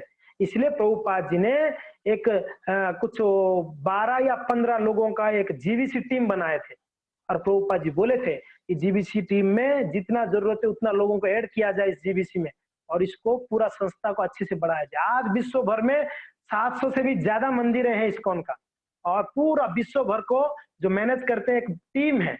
अभी 70 से ज्यादा लोग हैं उस जीवीसी टीम में। Governing body commission, GBC governing body commission, उसको चलाते हैं ये जीबीसी बॉडी। ये 70 लोग उसमें, कहीं विदेश की भक्त हैं, भारत की भक्त हैं, चाइना की भक्त हैं, हर एक देश की भक्त है उसमें जीबीसी में। और ये जीबीसी मीटिंग साल में 2 बार होता है अलग अलग जगह में, और सारा जो भी मेन डिसीजन होता है वो डिसीजन जीबीसी लेता है। जैसे अभी सरकार ने डिसीजन लेता है कि इतना तारीख तक लॉकडाउन है, तो सारा राज्य को बता दिया जाता है। तो वैसे ही है जीबीसी जो डिसीजन लेती है, वो डिसीजन को सारे इस्कॉन मंदिर को मेल के द्वारा भेजा जाता है कि अभी नया रूल्स ये आया है, इसको फॉलो करना पड़ेगा आपको। प्रचार के लिए हो, भक्तों के लिए हो, कोई सेवा पूजा के लिए भी हो, बहुत नियम में बना हुआ है। जीबीसी लॉ है, जीबीसी लॉ। उस लॉ बुक, इतना मोटा लॉ बुक है हमारा इस्कॉन का, उसमें लॉ है कैसे भक्तों को रहने चाहिए, कैसे सन्यासी को रहने चाहिए, कैसे गृहस्थों को रहना चाहिए, कैसे ठाकुर जी का सेवा करें, राधा कृष्ण का सेवा कैसे किए, जगन्नाथ जी का सेवा पूजा कैसे किया जाना चाहिए, सारा लिखा हुआ है उसमें। तो उसके हिसाब से ये पूरा एक संस्था चलती है। इसलिए श्रील प्रभुपाद जी ने उस शक्ति को संचार किया अपने शिष्यों के अंदर, और उनकी शिष्य लोगों ने अभी पूरा संभालते हैं इस्कॉन को। और ये आशा है उनके पास कि आगे जाके उनके शिष्यों के बाद उनके शिष्य लोग संभालेंगे ये संस्था। कभी कितना साल तक, इतना साल तक बोले हैं 10,000 साल, 10,000 साल तक ये संस्था बढ़ते रहेगी। 10,000 साल दिन प्रतिदिन बढ़ेगी प्रचार इस संस्था में। और भाग्यवान लोग ही इस संस्था में जुड़ सकते हैं, सब लोग नहीं जुड़ सकते। तार्किक लोग, बदमाश लोग, मूर्ख लोग नहीं आ पाएंगे इस संस्था में। जो बड़ा भाग्यशाली होगा, बड़ा स्वीकृतिवान होगा, वो ही जाके ऐसा शुद्ध संस्था में जुड़ सकता है और समझ सकता है। समझने की शक्ति होना चाहिए व्यक्ति के अंदर, वो समझ सकता है इस संस्था को। तो ये इस प्रकार से रामानुजाचार्य ने वहां पर बहुत सुंदर एक टीम बना लिए थे। लगभग 50 से ऊपर भक्त थे, और एक इष्ट गोष्ठी बुलाए। जब पता चला सारे वैष्णवों को कि रामानुजाचार्य जाने वाले हैं श्रीरंगम, सारे वैष्णवों के अंदर एक बहुत बड़ा वज्रपात जैसा हो गया। वज्र गिर गया, अरे हमारे गुरुदेव चले जाएंगे हमको छोड़ के। सभी रोने लगे, सभी रोने लगे। सब गुरु महाराज जी को आके बोल रहे हैं, गुरु महाराज आप छोड़ के मत जाइए, आपके बिना हम कैसे रहेंगे यहाँ पर। हमको ठाकुर जी से मिलाने वाले आप हैं, सेवा देने वाले आप हैं, आप चले जाएंगे कैसे हम चलेंगे। तो रामानुजाचार्य कहे कि आप चिंता मत करिए, मैं हमेशा यहाँ पर निवास करूंगा मेलकोटे में, मैं ऐसा कभी मत सोचो कि मैं यहाँ नहीं हूँ। तो रामानुजाचार्य स्वयं एक विग्रह दिए, उनकी खुद स्वयं का विग्रह दिए। रामानुजाचार्य एक विग्रह दे के बोले मैं मेरा समस्त शक्ति इस विग्रह में भी रखता हूँ, ये विग्रह आप लोग को गाइड करेगा। आपका श्रद्धा जितना मेरे प्रति है उतना इस विग्रह के प्रति हो। मेरा विग्रह, रामानुजाचार्य ने खुद का विग्रह दिए और बोले कि इस विग्रह को आप जो पूछोगे वो उत्तर देगा। ये विग्रह उत्तर देगा आपको, रामानुजाचार्य बोले। तो रामानुजाचार्य जब उपस्थित थे तभी एक शिष्य आगे बोले कि गुरुदेव मुझे ये शंका है। बोले कि अभी भी आपको डाउट है, वो विग्रह करके जाके विग्रह को पूछो, मेरा जो विग्रह दिया वो विग्रह बोलेगा, आपको उत्तर देगा। और शिष्य जाके बोले गुरुदेव, वो विग्रह को जाके बोले हे गुरुदेव मेरा ये शंका है। तो वो विग्रह बोलने लगा रामानुजाचार्य का, उनका प्रश्न का उत्तर दे दिया उसी समय। तब उनका विश्वास हुआ शिष्यों का कि विग्रह नहीं स्वयं हमारे गुरुदेव ही है। तो इस प्रकार से रामानुजाचार्य उनका विग्रह वहां स्थापना किए। स्थापना कर कर आपको याद है अनंत आलवार के बारे में? याद है अनंत आलवार कहां पर थे? अनंत आलवार तिरुपति बालाजी में है ना। वहां पर भी बाद में रामानुजाचार्य जब छड़ी छोड़ देंगे, उसके बाद एक लीला है बड़ा सुंदर, कैसे रामानुजाचार्य तिरुपति में निवास किए, वो भी मैं बताऊंगा बाद में। तो इस प्रकार से यहाँ पर रामानुजाचार्य ने सबको बुलाए, सारे शिष्यों को, कुछ निवेदन किए। जैसे जब उनका गुरु जो थे यमुनाचार्य, जब शरीर छोड़े थे, 3 रिक्वेस्ट किए थे। आपको याद है वो 3 रिक्वेस्ट किया था? सर्वप्रथम कहे थे कि कृपया मुझे क्षमा कर दे, मैंने जीवन भर में बहुत दुख दिया, आप शिष्यों को बहुत कष्ट दिया, बहुत डांटा हूं, तो आप मुझे क्षमा कर दे मेरे अपराधों को, पहले उन्होंने रिक्वेस्ट किया। दूसरा कि जो सन्यासी और ब्रह्मचारी होते हैं और घर बार छोड़कर भगवान की सेवा में आ जाते हैं, वो आपकी पुत्र की पुत्र जैसा है, वो पुत्र जैसे होंगे आपके, तो आप लोग बड़े प्रेम से उनका आदर सत्कार, उनका ध्यान रखो, अपनी पोते जैसा ध्यान रखना चाहिए सन्यासी ब्रह्मचारियों को। और तीसरा क्या मांगे थे? कौन बताएगा तीसरा क्या मांगे थे? तीसरा क्या था? भूल गए? अरे तीसरा बोले थे सभी लोग ब्रह्म मुहूर्त में जग जाइएगा प्लीज। सुबह जल्दी जगने के लिए मांगे थे यमुनाचार्य जी ने कि सुबह जल्दी जग जाए, है ना? हाँ, याद है आप लोग को? ओके, देखो 2 चीज याद था, तीसरा वाला याद ही नहीं था, क्योंकि ना हम जगते नहीं है ना। ये वाला याद नहीं करना है, बड़ा कठिन वाला है, आसान वाला याद कर लेंगे हम। चलो ठीक है, ब्रह्मचारी होगा तो हम याद ध्यान रखते ही है। और हाँ ठीक है, हम तो ये तो पहले वाला ठीक है, मगर तीसरा वाला, अरे सुबह जल्दी उठनी है, तो ये बड़ा चैलेंज है हमारे लिए, हम याद नहीं रखते। ओके, तो इस प्रकार से रामानुजाचार्य कुछ रिक्वेस्ट किए, किनको? ये मेलकोटे में जो भक्त लोग थे उन लोगों को। पहला, सबसे पहला बोले कि देखिए ये संपत कुमार मेरा पुत्र है, और ये पुत्र कैसा, इनको ध्यान रखना है। जैसे आपका कोई बच्चा, छोटा बच्चा कुएं के पास खेल रहा हो, कहां पर? कुएं के पास कोई बच्चा खेल रहा हो, आपका कितना ध्यान होगा माँ का उसके प्रति। और पहले जमाने का कुएं कैसे होता पता है? जमीन के लेवल में ही होता है कुएं, पहले समय का। आप लोग को पता होगा जो खेती बाड़ी किए हैं, जमीन के साथ में टच रहता है, उसका कोई दीवार नहीं हुआ करता था कुओं का, जो खेती बाड़ी में जो कुएं होते हैं। तो मान लो ऐसे कुएं के पास में आपके बच्चा खेल रहा है, तो माँ भले अपना काम करती रहेगी, उसका पूरा ध्यान बेटा के ऊपर रहेगा, कहीं गिर ना जाए, कहीं कुएं के आसपास ना चले जाए, है ना? सही बात है ना? इतना ध्यान रखते हैं ना। तो रामानुजाचार्य बोले कि ये संपत कुमार को ऐसे ध्यान रखना है आपको, जैसे कुएं के पास एक बच्चा खेल रहा होगा, जितना माँ का ध्यान होता है उतना ही ध्यान संपत कुमार को देना है आप लोगों को। बड़े प्रेम से भगवान का सेवा करनी चाहिए। जब हमको सेवा मिलती है, ये भाव से सेवा करें, बड़े ध्यान पूर्वक, ऐसा नहीं कैसे भी कर दे, नहीं। जब हम पुष्पहार का सेवा मिलती है, बड़े प्रेम से, ये भगवान की दिव्य शरीर में पहनाया जाएगा, ये हार ठाकुर जी पहनेंगे, मेरे लिए नहीं बन रहा है, भगवान पहनने वाले हैं। तो भगवान मेरे हाथ से बना हुआ हार पहनेंगे, तो क्या भाव होना चाहिए उस हार को बनाते समय हमारा। जब कुकिंग करेंगे ठाकुर जी के लिए, कुकिंग किसके लिए कर रहा हूं? भगवान परम पुरुष के लिए मैं बना रही हूं, तो कितना भाव से उस कुकिंग, कितना ध्यान देनी चाहिए। ऐसे नहीं आलूओं को बिना धो के काट दिया, डाल दिया, सब्जियों को बस ऐसे ही लाके डाल देते हैं, चलो मसाला कुछ भी हाथ से उठा के छोंक लगा दो चले, नहीं। हमारे लिए वैसे चल सकता है, भगवान के लिए बड़ा ध्यान रखे। भगवान को तीखा ज्यादा होगा तीखा भी लगता है, खट्टा ज्यादा होगा खट्टा भी लगता है, नमक ज्यादा होगा तब भी लगता है, नमक कम होगा तब भी उनको महसूस होती है। ऐसी बात नहीं है भगवान विग्रह है तो उनको महसूस नहीं होती है, जरूर होती है।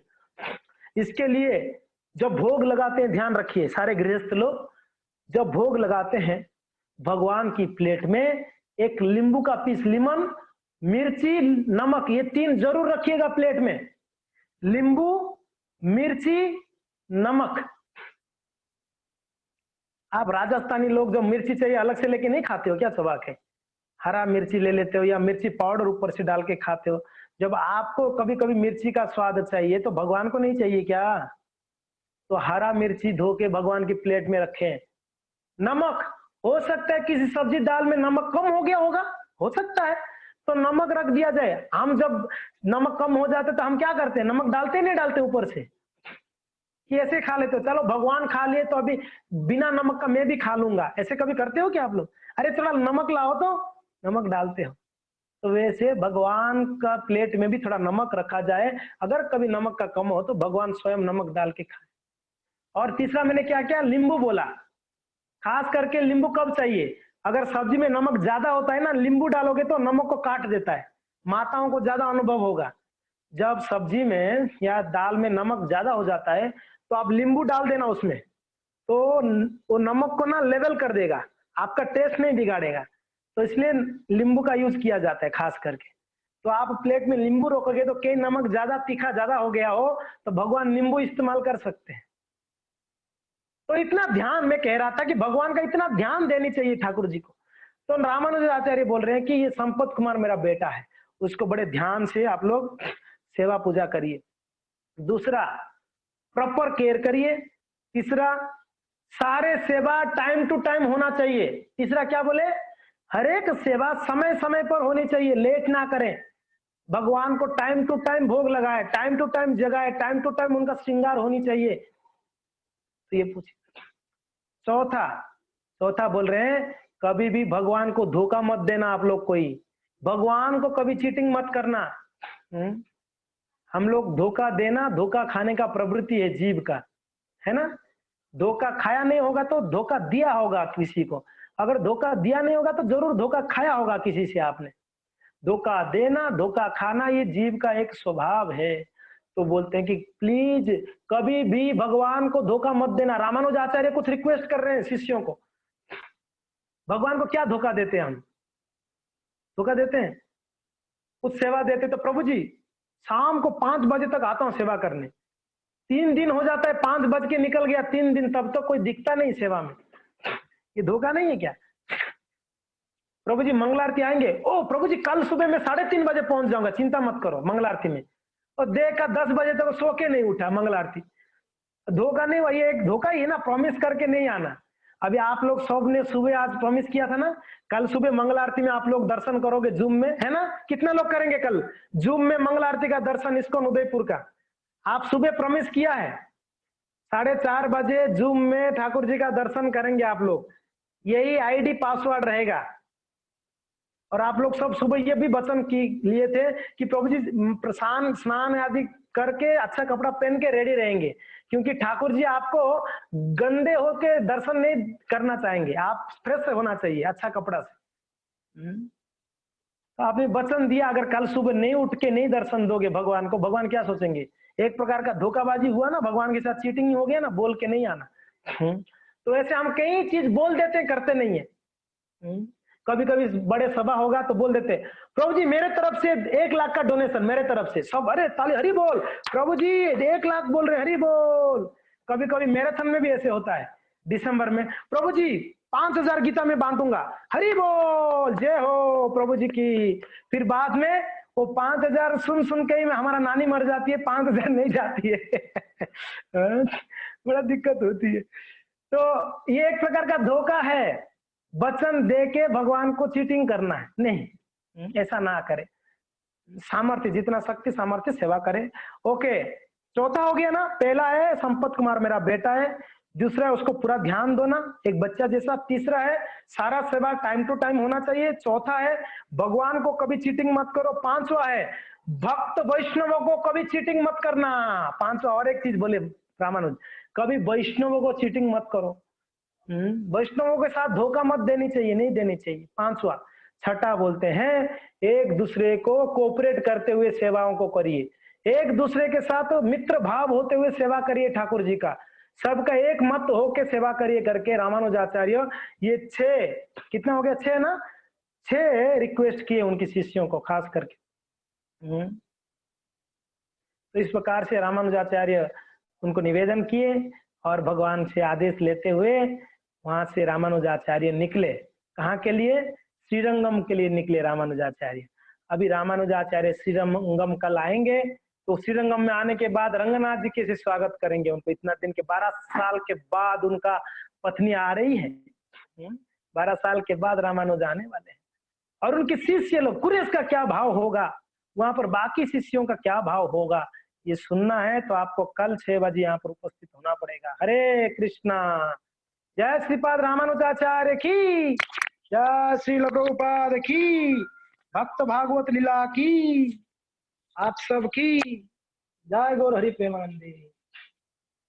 बहुत बहुत धन्यवाद और क्षमा करिए, बहुत आप लोगों को कष्ट दे रहा हूं मैं सुबह शाम। हाँ, एकदम आप लोग को दिल को बड़ा ठेस पहुंचा रहा हूँ। रोज अभी सुबह नहीं आते तो शाम को टोक देता हूँ, शाम को नहीं आते तो सुबह